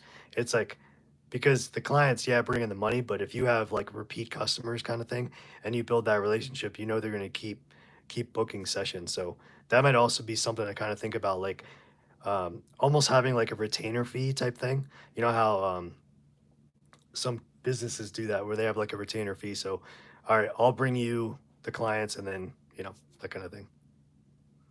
Yeah. So there's a lot of different ways I think Sneaky Ninja you can kind of approach that and like structure it. So I definitely love where your head's at. I love the thinking, and I think that could work. I think you just need to have a proposal or like an outline or like, quite frankly, a contract for yourself that's rock solid. I would definitely get it looked at by a lawyer, for sure, just so you know that it's like, okay, we're gonna seal the deal, and this is like in the eyes of the law kind of thing. That way you don't get screwed yourself. And then if you present this contract that's legal, law binding, um, then, hey, whoever signed it, if they flake out or whatever, then they sign this legal contract. So that kind of thing. And then also, definitely, I would say, if you don't have some sort of like an LLC or like an S corp or that kind of thing, I would definitely consider that too. So if somebody were to come back and if they got, like they were disgruntled, they couldn't come back and go after you as an individual. So you want to make sure that you're protected under the umbrella of like a business or that kind of thing, just so they don't try to come after you and your assets, your home, your car, so forth and so forth. So you just got to protect yourself before you kind of get the ball rolling. Make sure you have your foundation set and everything. And as soon as that's like rock solid, man, go for it. You got it.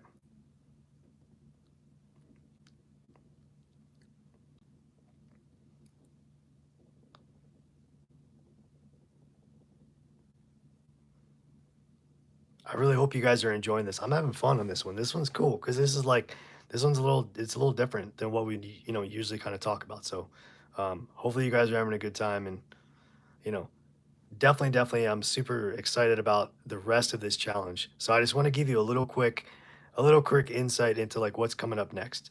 So okay, so today is day 21 online coaching. So tomorrow, day 22, we're actually going to talk about selling handmade goods, if you can believe that. So that's something that is like very real, a very real, very legit thing, but it's different. It's not like something you would normally think about. So and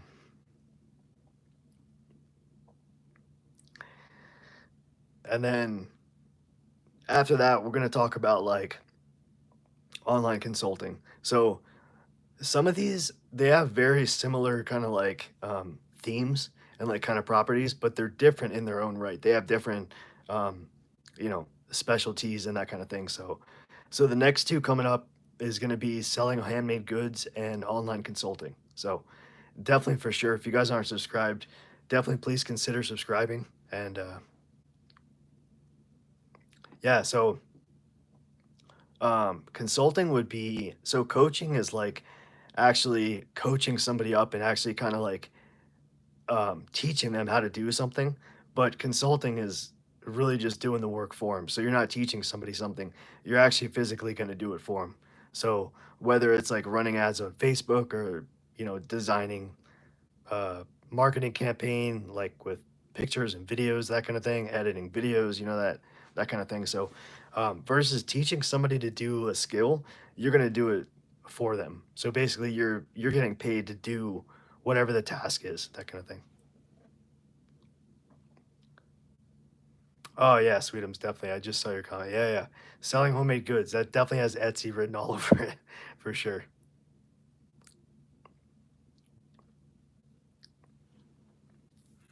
All right, so Chromie asked, like, if you were hired to improve their conversion rates or something.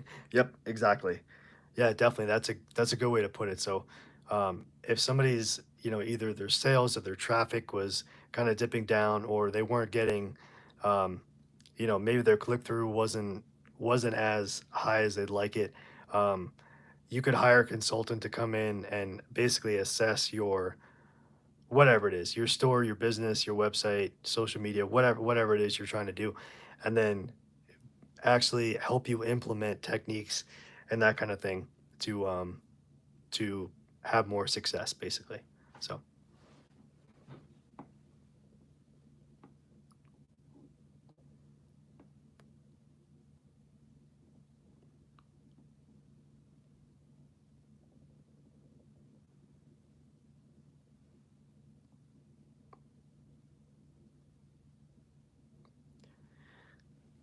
you know what, Sweetum. So the question is, do you think online coaching can be as successful as in-person coaching?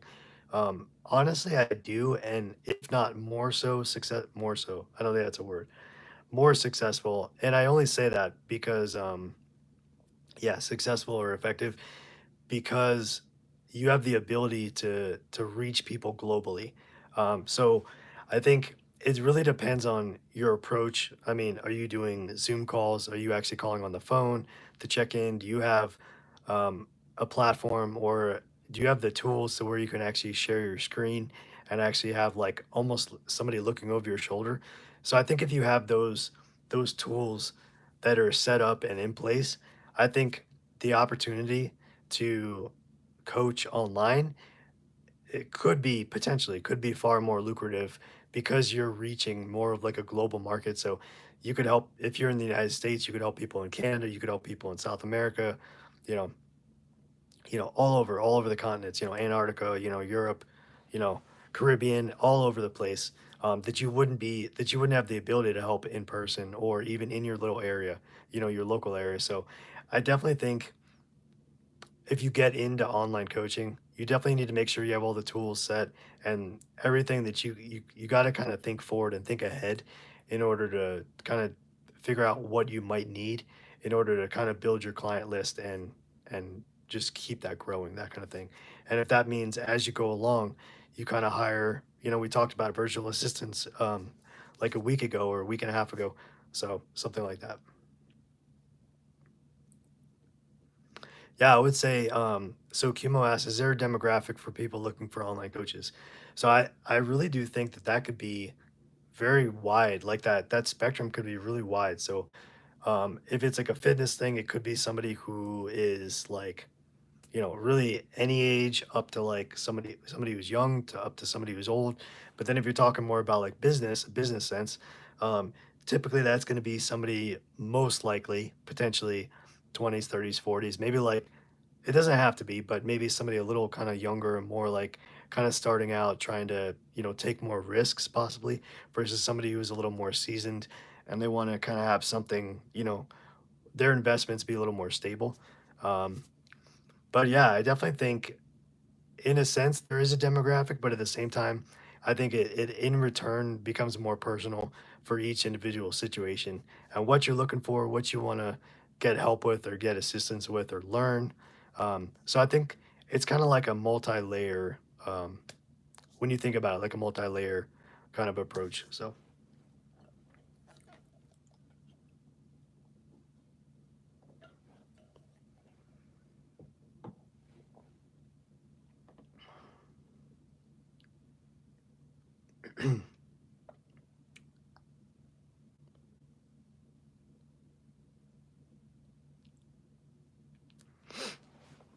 okay, so Laura asked, do you guys believe that AI can be a threat to the coaching field later down the road? I think, Laura, really, for me, this is my personal opinion. So I think it really depends on what the subject or the topic or the niche is. Because for me, just in general, I'm always going to need that personal human element, human touch, human emotion, human, like, I guess, kind of approach and being able to like talk. Like, for example, my coach or whatever, like to be able to see the emotion, the inflection, the everything about that interaction with a human being. I don't think you can fake that with AI. There has to be that human element, I think, to a certain extent, depending on what niche you're in. So I would say not 100% fully. I mean, I think there are some areas that definitely could potentially be taken over by AI. But I think for the most part, I think it's definitely something that is going to be here to stay as far as, um, the human interaction and the human touch and the human element. All right, so Bookie asks, what about contracts and liability? Do online coaches have guarantees about how successful you would be under their guidance? I- So that's a good one. I think that's a really slippery slope, to be honest, Bookie. I'm sure that there are people out there that do say that they have guarantees, that kind of thing. I know for sure, obviously, money back guarantee, but like that you're going to be successful. I think legally it would be very, very like they would put themselves in a very vulnerable spot to be sued if they guaranteed anything like 100%. So I would be really hesitant if anybody said, I guarantee you're going to make money or whatever the case is, in the next X amount of time. I don't think that anybody can guarantee anything because you can't control somebody's work ethic. You can't control their skills, what they have now or versus what they learn, how quickly they learn, and how quickly they're able to take action and basically stay on top of what they're learning. So I think it's nearly impossible to guarantee any kind of results. But I think if you go into it and you are transparent and honest and say, look, this is possible, but there's a lot of factors that kind of work into having success. So I think that's kind of the approach that you could do if you're a coach, and not just blatantly come out and say, "Yeah, yeah, I'm going to guarantee you, you're going to make $10,000 a month in the first 3 months." That kind of thing. So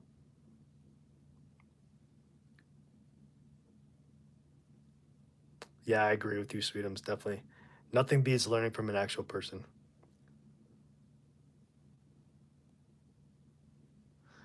Yeah, so Laura says, I always prefer human interaction, but it leaves me to wonder because of how things are being shaped right now. Yeah, no, I mean, I totally agree. I mean, I think I don't use the term necessarily like scary, but I think it's just we got to just be on our toes, like, and kind of just be aware and be very like engaged and like, very intent or like, do things with the most positive intent and be able to really kind of stay in as much control as you possibly can, and just make sure that you know, you're careful and you're aware and you're conscious of what you're doing, the decisions you're making, and that kind of thing. So, all right. So Bookie asks, when I signed up for the coaching, was there a lengthy contract? So, there actually wasn't. To be honest, it was because it's month to month. You can cancel anytime. There's no contract involved. So they also don't make any guarantees, like at all. So there's no guarantee that you're going to even be successful. You're going to get more subscribers or this or that. Um, they're just there to really offer their services and their encouragement and give you suggestions based on, you know, I guess the success that they've had. And I know that the company itself definitely for sure vets these coaches, because you're not going to hire somebody as a coach if they have like 5 subscribers. You have to actually have solid proof that you know what you're doing.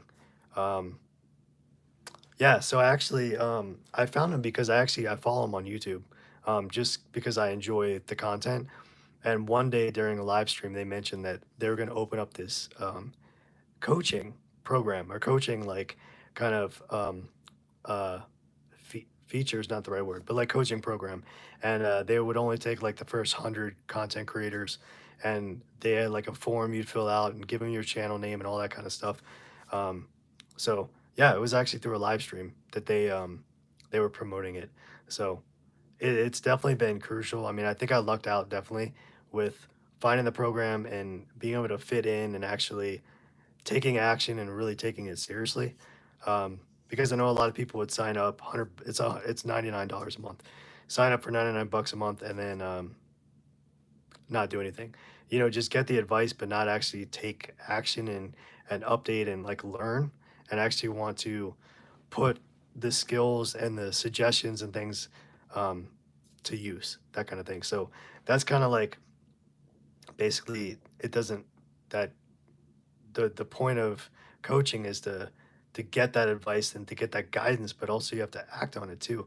You can't just sit there and be like, oh, okay, whatever. Like I'm not gonna make any changes because I'm stubborn or that kind of thing. I mean, that's definitely not the way to look at it. At least with this coaching program, because you're not gonna if you're not willing to change and kind of adapt and kind of pivot in different directions, then you're definitely not gonna succeed.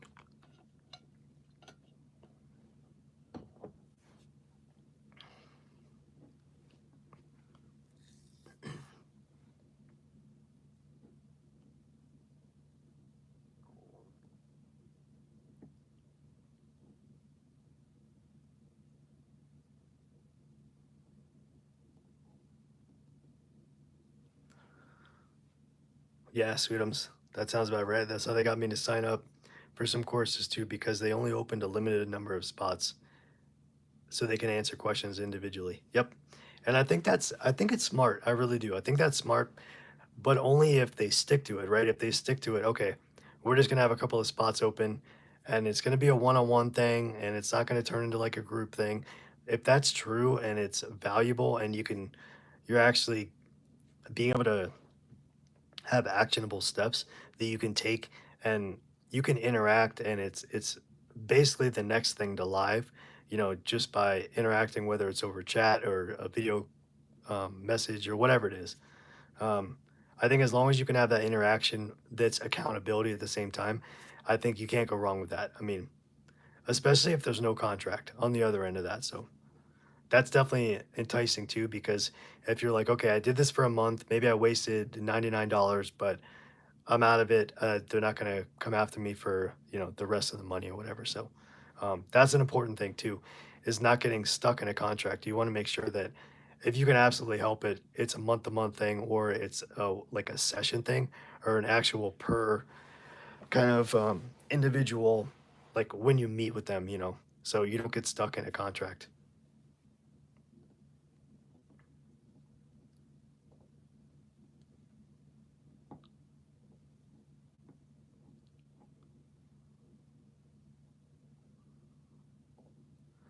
Okay, so Kumo asked, do they respond to negative feedback if you really didn't get anything from it?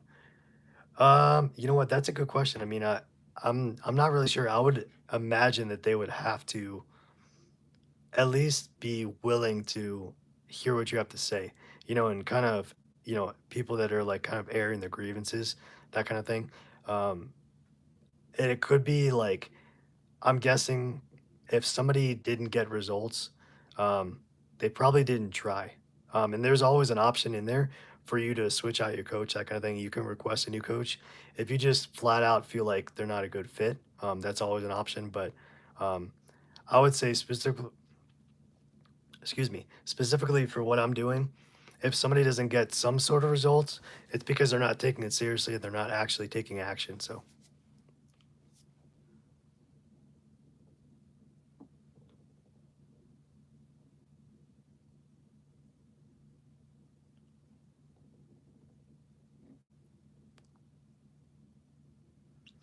yeah, yeah, definitely, Bookie. I thought so too. I mean, the fact that they give you that option, I don't know if there's like a threshold that you have to wait before you can switch coaches, but I think for the most part, if you've done it, if you tried to build a relationship with the coach, that kind of thing, then you can always, swap out or whatever. And I guess it's a roll of the dice, right? I mean, you could potentially get a coach that's the same or, in your mind or worse, that kind of thing. I can't imagine there's like coaches that are bad. It's just more of like, how do you connect with this person? How do they deliver the material? That kind of thing. So,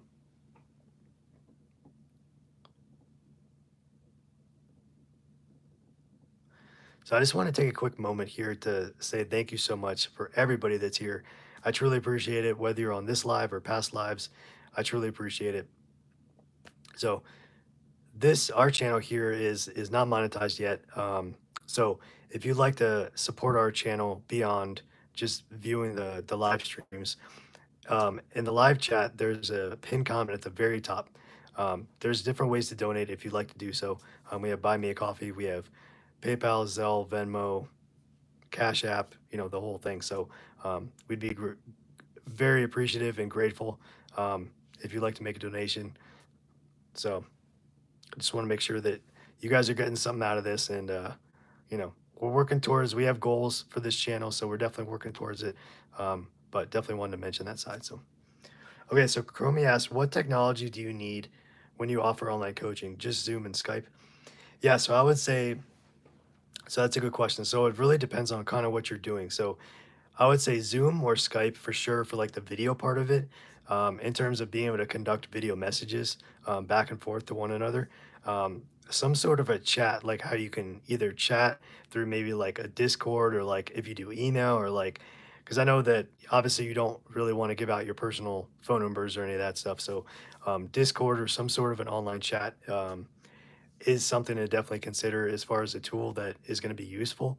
Um, Also, like an online calendar to keep yourself organized, and something that you can interact with your clients and be able to keep everybody, you know, as far as like keeping them dates. So keep yourself organized, and then any tools that you need to actually perform whatever you're going to be doing. So in terms of, are you going to share your screen to kind of like do like a tutorial type thing, or are you just sending video messages? So I think it really kind of depends on what you're doing as a coach.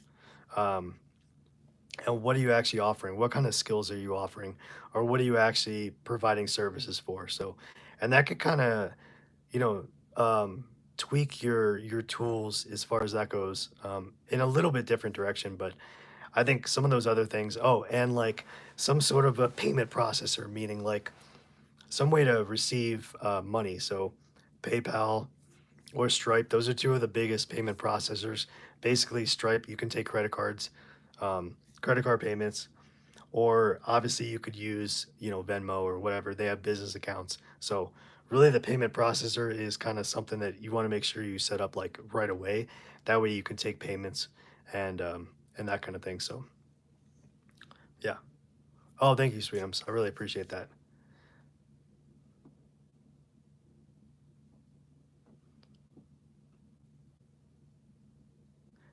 Yeah, Chrome Menu, that's a good question. So there's one calendar that I like specifically. I'm gonna see if I can write it out here.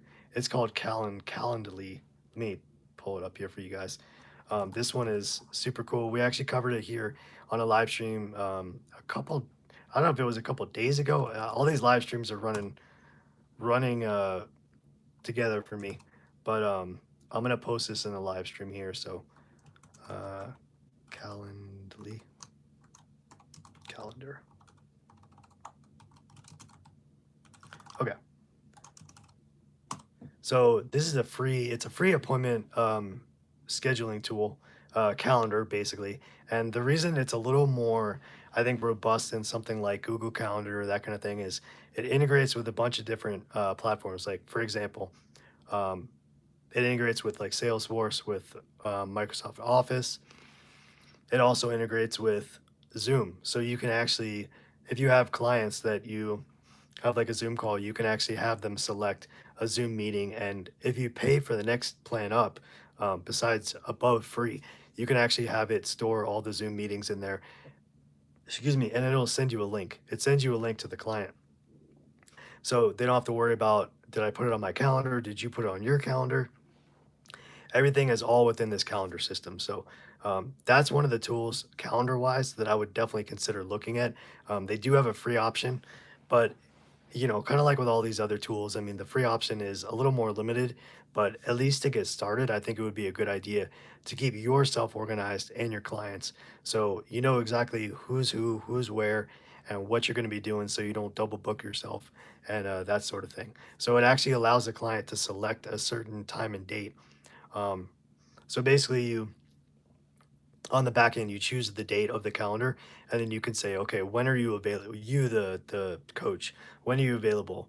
10, 10 a.m., 10:30, 11, 11:15, whatever it is. And you can really kind of like drill down and specify when you're available. So that's incredibly helpful to keep not only you organized, but also your clients too.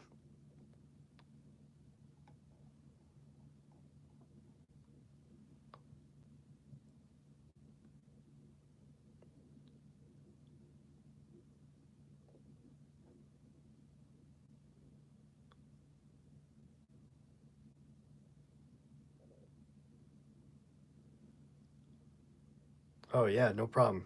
No problem, Chroma. You're welcome.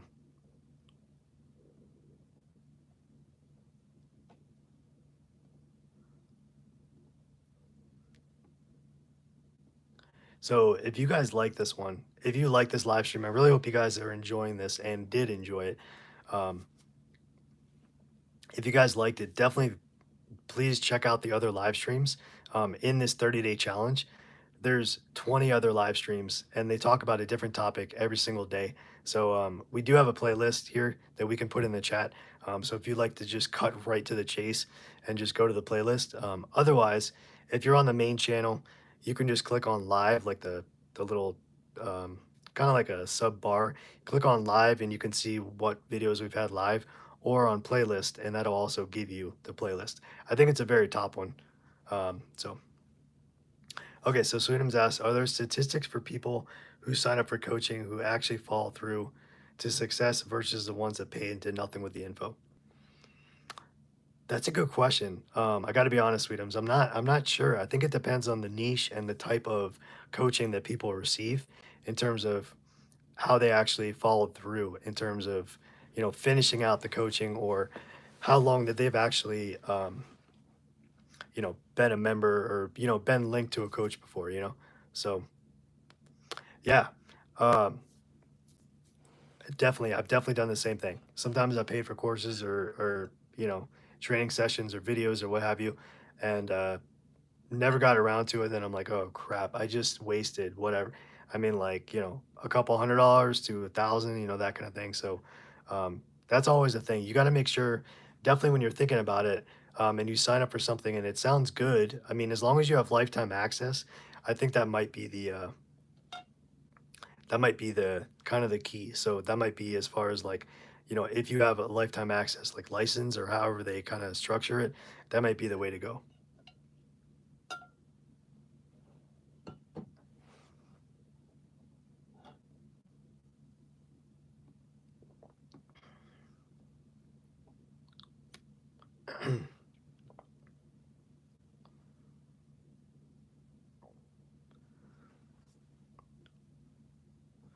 Yeah, Chromium says in some courses you see a huge volume of people in the beginning, and then just 1 to 2 remain active once the novelty dies down. Yeah, that's a thing too. I think there's a lot of, kind of FOMO in a sense of people that are like, yeah, this is going to be awesome. I'm going to really stick to it. This is the one. This is the one that I'm going to make all my money on. I'm going to get rich, whatever the case is. I can really do this. And then life gets in the way, family gets in the way. I mean, I don't mean it like that, but like, life happens and you just suddenly don't have time for these things.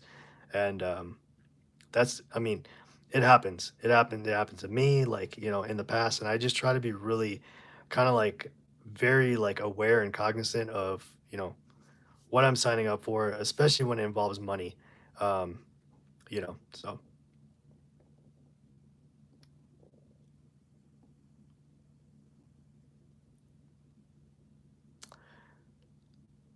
man, there's a lot of people that don't like don't like. I'm watching the likes go down from 23 to 20. Hey, it's all good. I'm not a complainer, but it's just interesting. Like the likes just dropped by 3, just like that. I don't know. Maybe it was like, bots or whatever, but it's all good.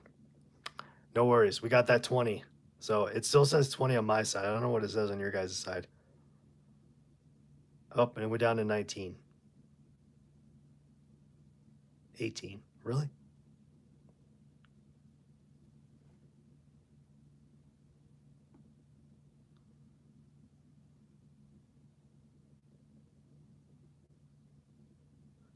Yeah, it would be interesting to know if there's an online coach, what percentage falls through. Yeah, I totally agree. I mean, I think that's something that, yeah, I'd be interested to see the statistics on that. So, yeah, just going through and kind of seeing like how many people actually stick it through, that kind of thing.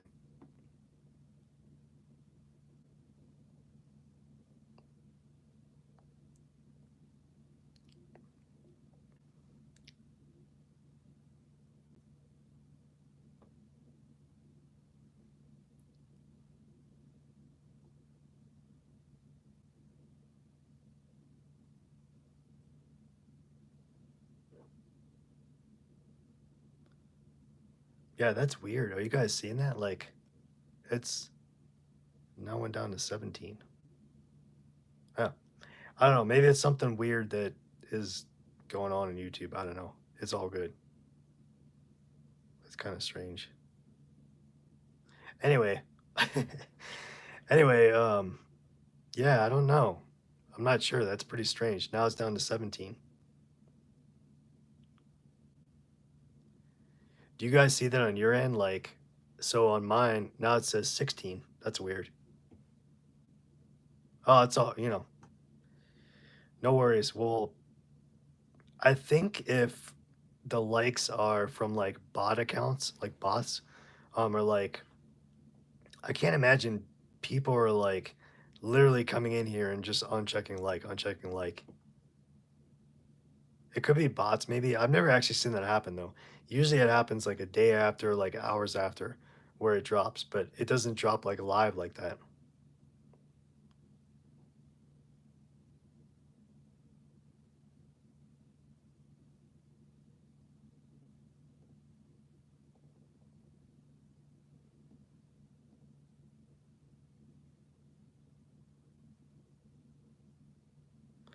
Yeah, I think the only time that they would do that is if it was like, kind of like spammy accounts, that kind of thing.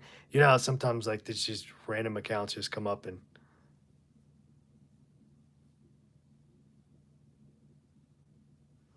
now I'm curious to see how low it goes. I don't know. You know what? Maybe it drops down and then all of a sudden, like tomorrow, it'll shoot back up. Who knows?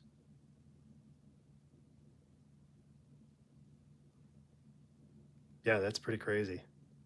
Anyway, what I was gonna say was I appreciate you guys so much. Thank you so much for joining. Really appreciate it. Hope you guys had a great live today, and I enjoyed having all of you here. Yeah, right. So I enjoyed having you guys here. Hope you guys got something out of this live. So don't forget tomorrow we're gonna be selling handmade goods. So if you'd like to join that, definitely feel free to come out and join us on the live, or you can catch a replay. That works too. So I hope you guys have a great night. Be safe out there, and I hope to see you guys tomorrow. So thank you guys so much. I really appreciate it. All right, everybody. Have a good night. Bye.